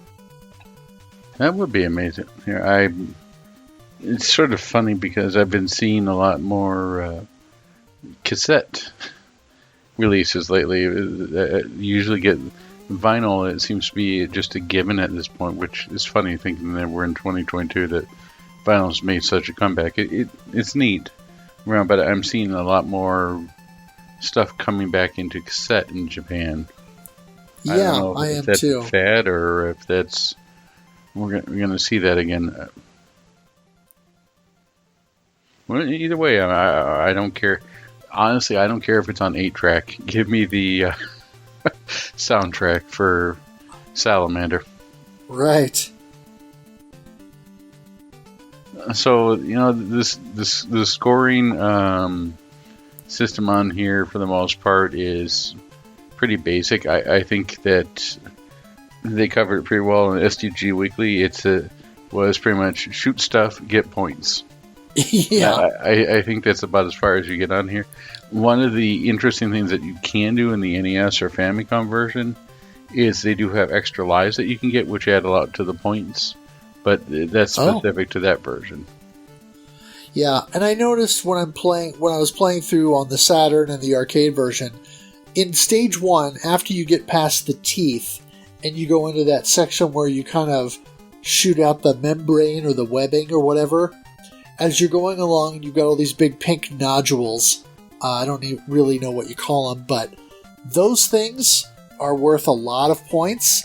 And if you've taken out most of the enemies up to that point, and then you go through and you can destroy all of those nodules, by the time you get to the boss or beat the boss, you can have racked up a score of 200,000 points or better. So if you're looking to play for score, that is definitely a must strategy, is to make sure that you power up enough to destroy all of those things, because that is the best way to boost your score way up. Plus, that'll make sure that you get to your first extend pretty quickly. Thinking about this overall, I wonder if Salamander or Life Force is Konami's homage to R-Type, or their take on it. I'm really curious to see or hear if that affected them at all in the development of this game. Well, see, and I want to say it probably didn't, because Salamander technically came out before R-Type. Oh, what was R-Type? I thought R-Type was like 85. Maybe I'm wrong on that. No, R-Type was 87. Oh. So, yeah. So, I mean, it's possible that, I know that IREM developed R-Type as a response to Gradius, but you wonder if, during the development of R-Type, if someone or multiple people from IREM may have also played Salamander and may have been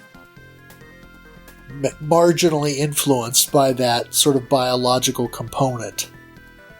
It's sort of funny because there's a lot of that type of influence in one-upmanship, and because Gradius itself was sort of a take or developed in response to Xevious.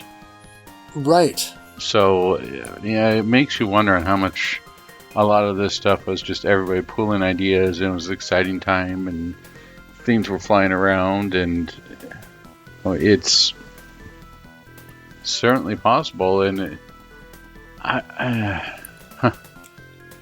would say that maybe a little bit more exciting than what we have now. I mean, there's certainly a lot of shmups coming out, and the indie scene is definitely where we see a lot of the innovation, but nothing like this, where things were just being tried all over the place, and people were trying stuff. Nowadays, you get a finger that comes out and shoots stuff, and nobody bats an eye. But, and don't get me wrong, I'm thankful for all the indulgent developers and all the crazy stuff that people try, because I think that's where I get most of the enjoyment out of it.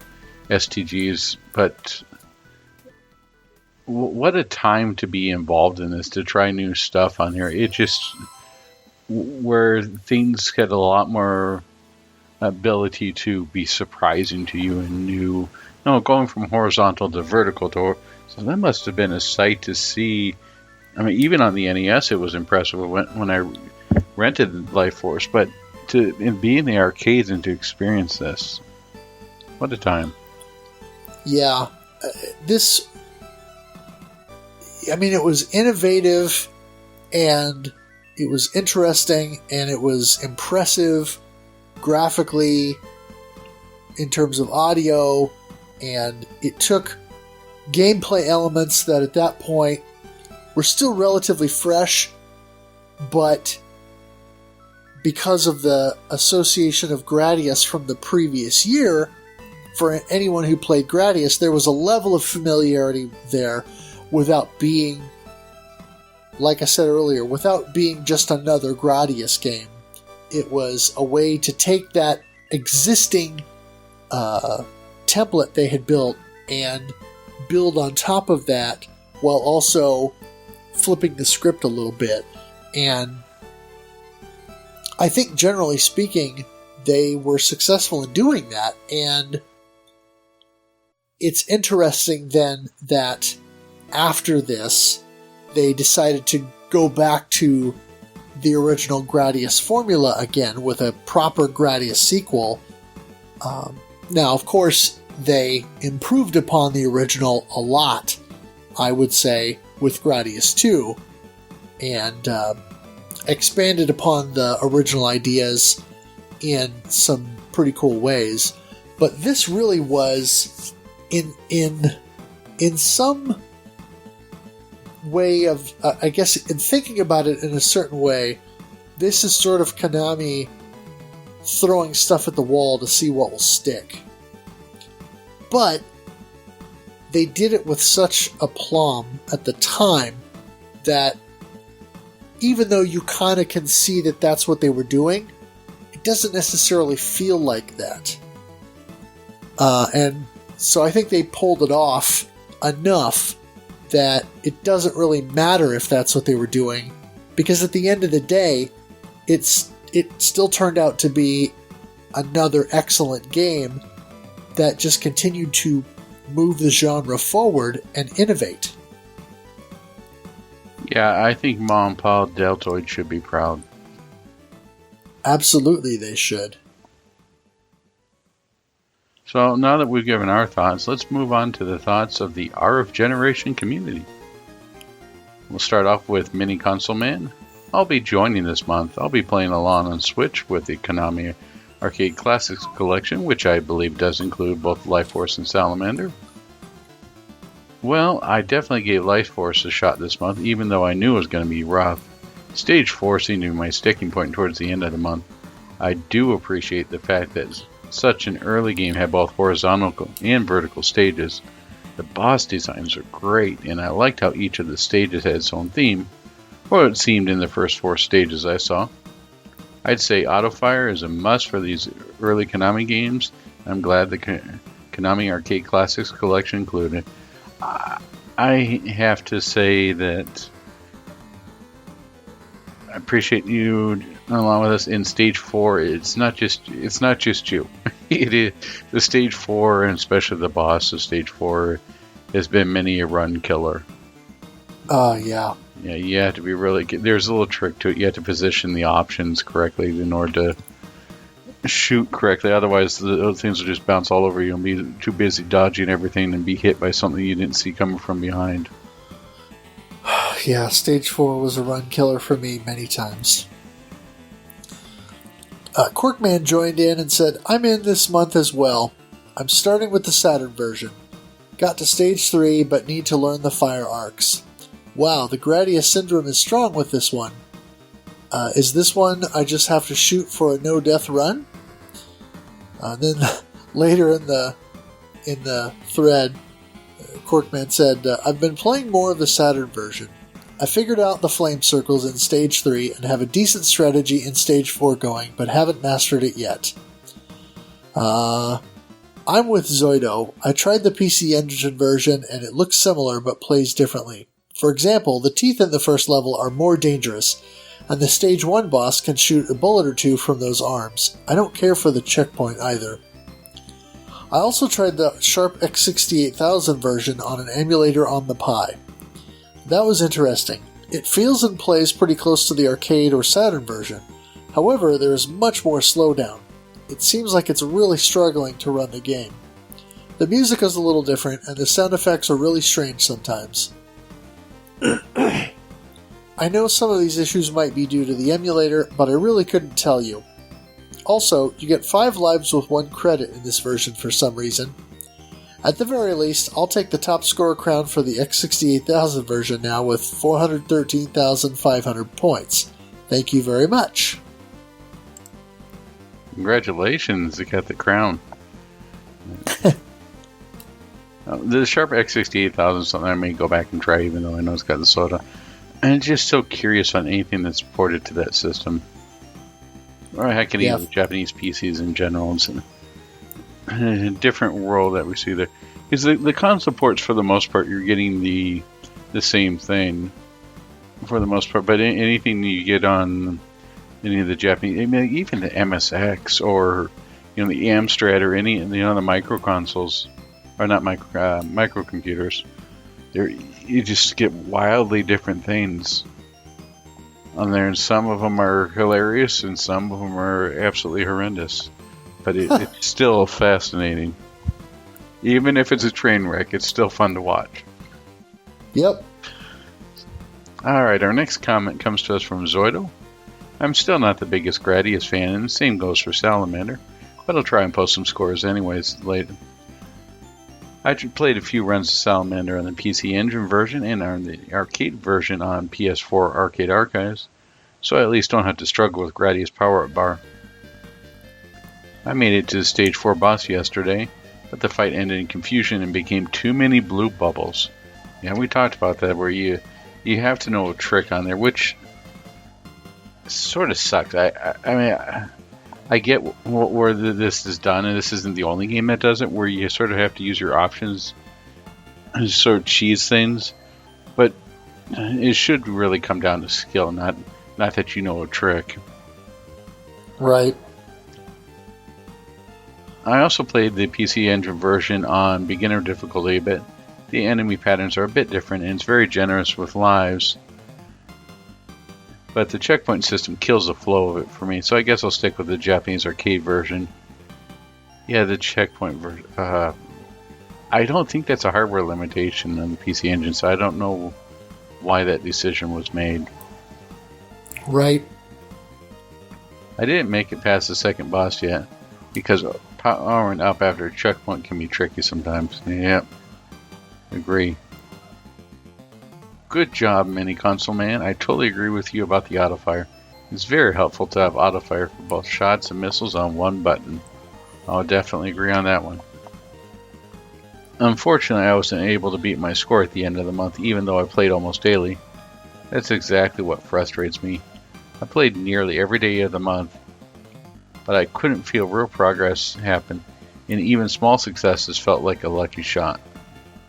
Maybe I shouldn't expect too much progressing playing only short sessions, but as I said in the Discord before, most of my sessions ended with frustration after one or two runs with game over in stage 1 or 2.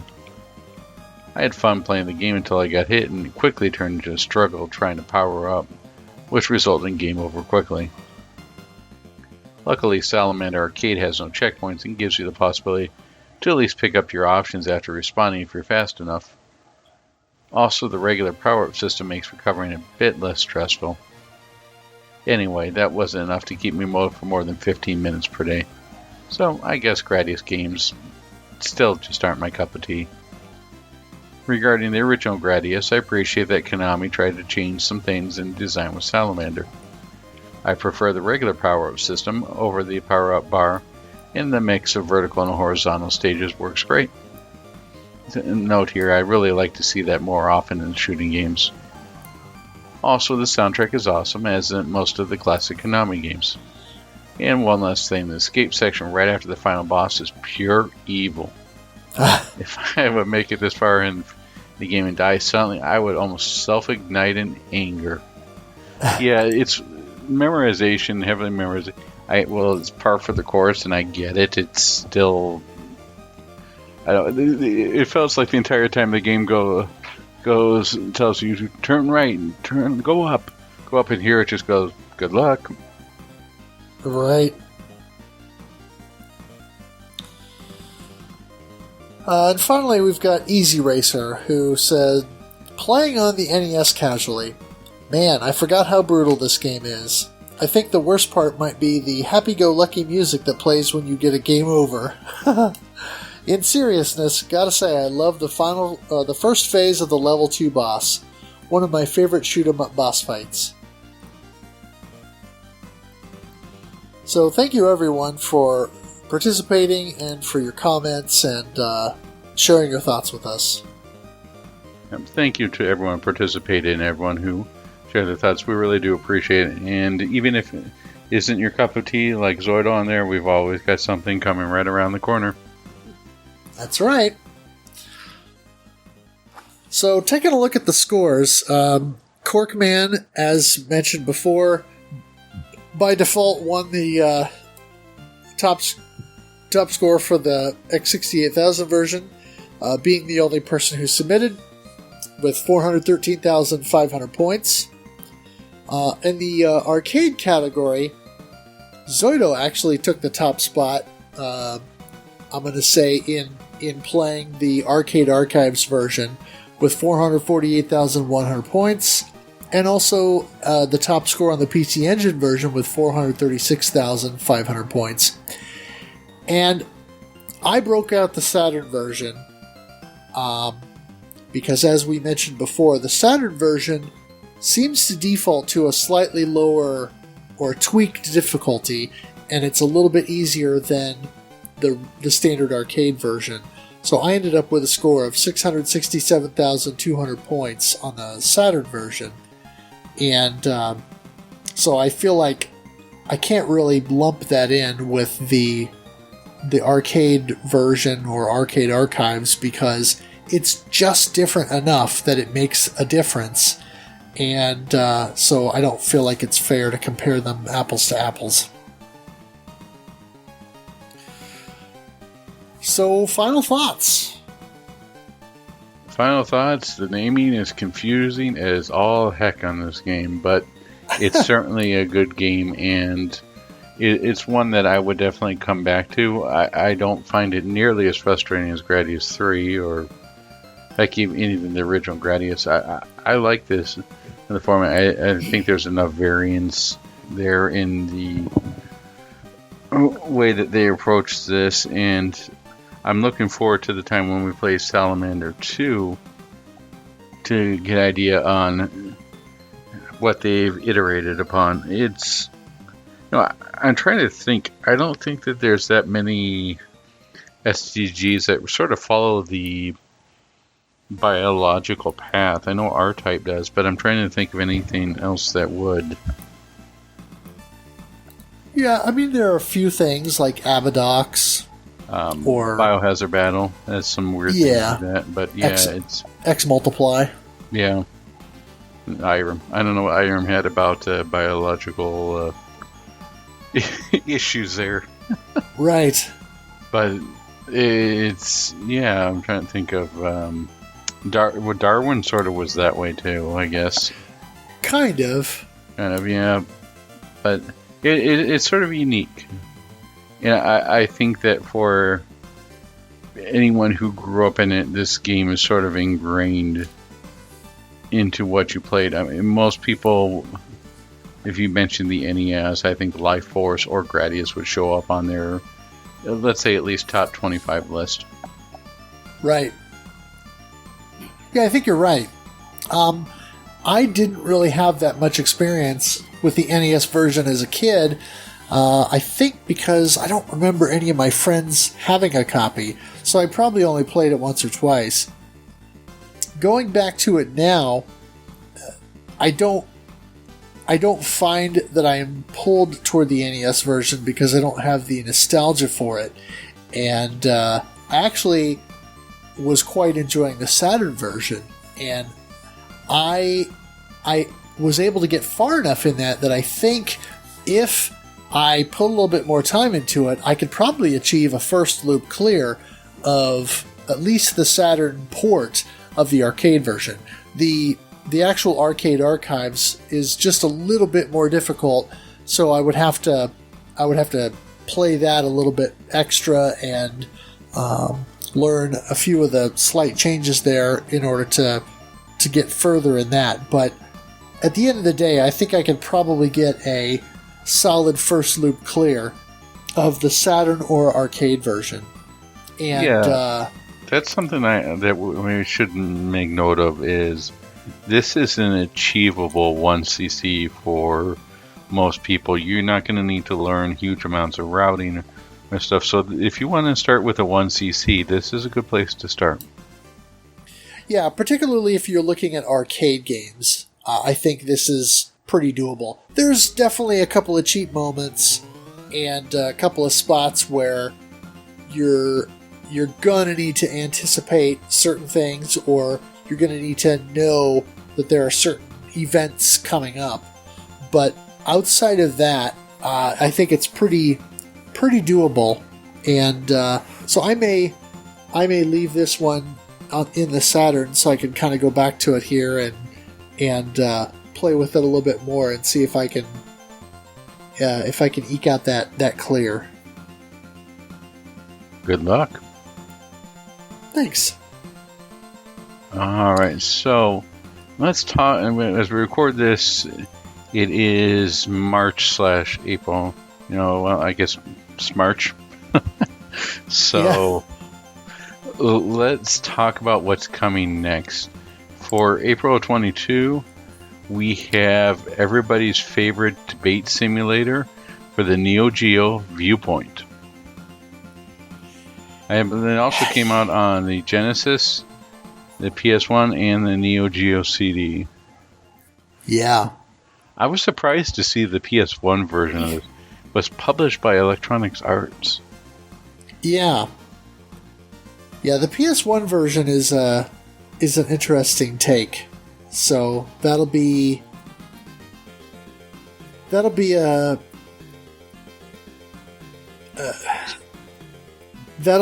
discussion, I think. Microtransactions. You get your team, your Viewpoint team starter pack. Not quite that bad, but yeah. Loot boxes, NFTs, DLC. No. All right, and in May we head back for some more sushi sashimi with G. Darius. Yes. Are we going to count the G. Darius HD in this? We are, yes. Because, of course, G. Darius came out in the arcade and then received a port on the PlayStation 1. But, more recently, M2 has done the G. Darius HD, which came out in the Darius Cosmica Revelation, but has also received a standalone digital and physical release on Switch and PS4, and now has recently been added to Steam, so that PC players can join in as well. We seem to time these things very serendipitously, because at the time that we put our list together for this year, there was no inkling that there was going to be a PC version, and here we are, just a couple 3 weeks out from when the PC version released on Steam. So it's great timing for when we do May, that hopefully then not only is the game out, but then that should also mean that the G. Darius version 2 updates and DLC should be out, so then that should be available for us to try as well. Yeah, and it's on sale for $25 for a physical copy, U.S. physical copy, I should say, for Amazon right now. That's a pretty good deal. Yeah, definitely a good deal, and much cheaper than an original PlayStation copy. That's for sure. Yep, and then there's a storm on the horizon. There's a storm of lightning as we kick off the Summer of Raiden. Yes, Summer of Raiden. So yeah, in June, we are going to be starting a 3-month stretch where we are going to be concentrating on only Raiden games. So Circus June and Coffee for all. Yeah, so we'll be kicking off June with the original Raiden, and so stay tuned to hear more about that and to see what we're going to have for you through the Summer of Raiden event. Yeah, we maybe even be able to get Chunks to make an appearance. All right, and speaking of Chunks, I want to say a shout out to Joel of the Pandemicade, also known as DJ Psycho M1. He's got a Twitch channel where he plays all sorts of shmups and in some cases all sorts of weird things that he imports, but it's always entertaining, and who better to do it with than a cat that only obeys his stomach, Lord Chunks. I'd like to also thank Ed of Studio Mutt Prints, Bullet Heaven, for the logo and for all the support he provides, and the moral support of showing us that we too can beat Area 88. Maybe not one-handed, but we can beat it. Yes. I'd like to thank Kogasu for the intro and outro music, everyone from the RF Generation Playcast and Collector Cast, and I'm certain that they would like to let us know that we all should be playing some more Elden Ring. And I would like to thank MetalFRO and his parrot dogs for keeping us entertained with his streaming. Yeah. Well, and I appreciate folks who come out to the streams and give me encouragement, because occasionally as I grind through the shmups during the course of the month, I get a little discouraged when, like Zoido mentioned, I sit and play for an hour and a half and feel like I don't make any progress, or sometimes as though I'm regressing. So it definitely helps to have a bit of an audience to come out and say, "Hey, you can do it. You got this." So that's always nice to hear. Yeah, misery loves company. Is that what we're going for? Sure, that works.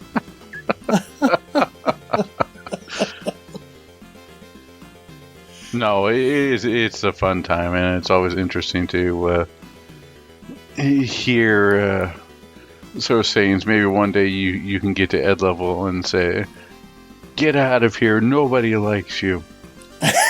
When you lose. Right. That's right. You may have to go full shmup for that. Full shmup, yeah. Well, I've tried not to go full shmup.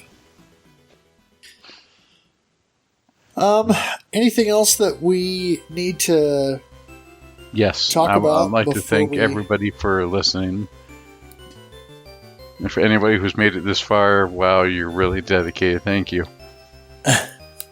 Yeah, we do appreciate it. We've been doing this now for a while. I mean, we started in 2018, and we're not quite to the 4-year mark of running the podcast yet, but we're approaching that. So, kind of as we finish up the summer of Raiden, we'll be just about to hit that 4-year mark. And you put up with me for 4 years? Well, thank you. Well, I could say the same. I mean, right back at you. But you no, put thank up with you. My scat for 4 years.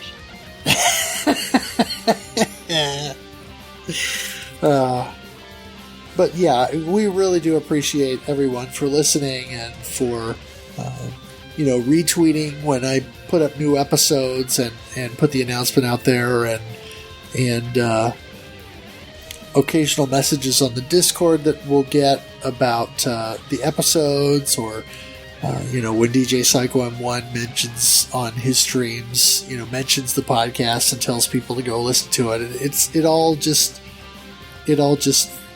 feels pretty good, and like we're not just talking into the void and putting our opinions out there.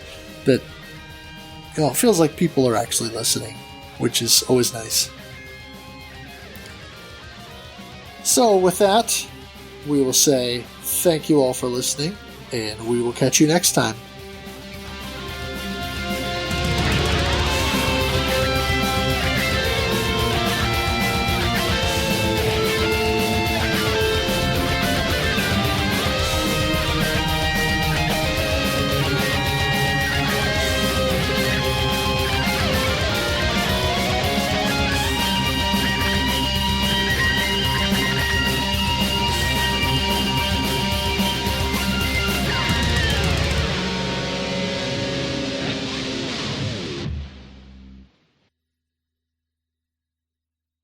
Is your Taco Tuesday night bland? Well, you should look into spicing up your Taco Tuesday with Tex-Mexium, guaranteed to put the yeehaw back into your tacos.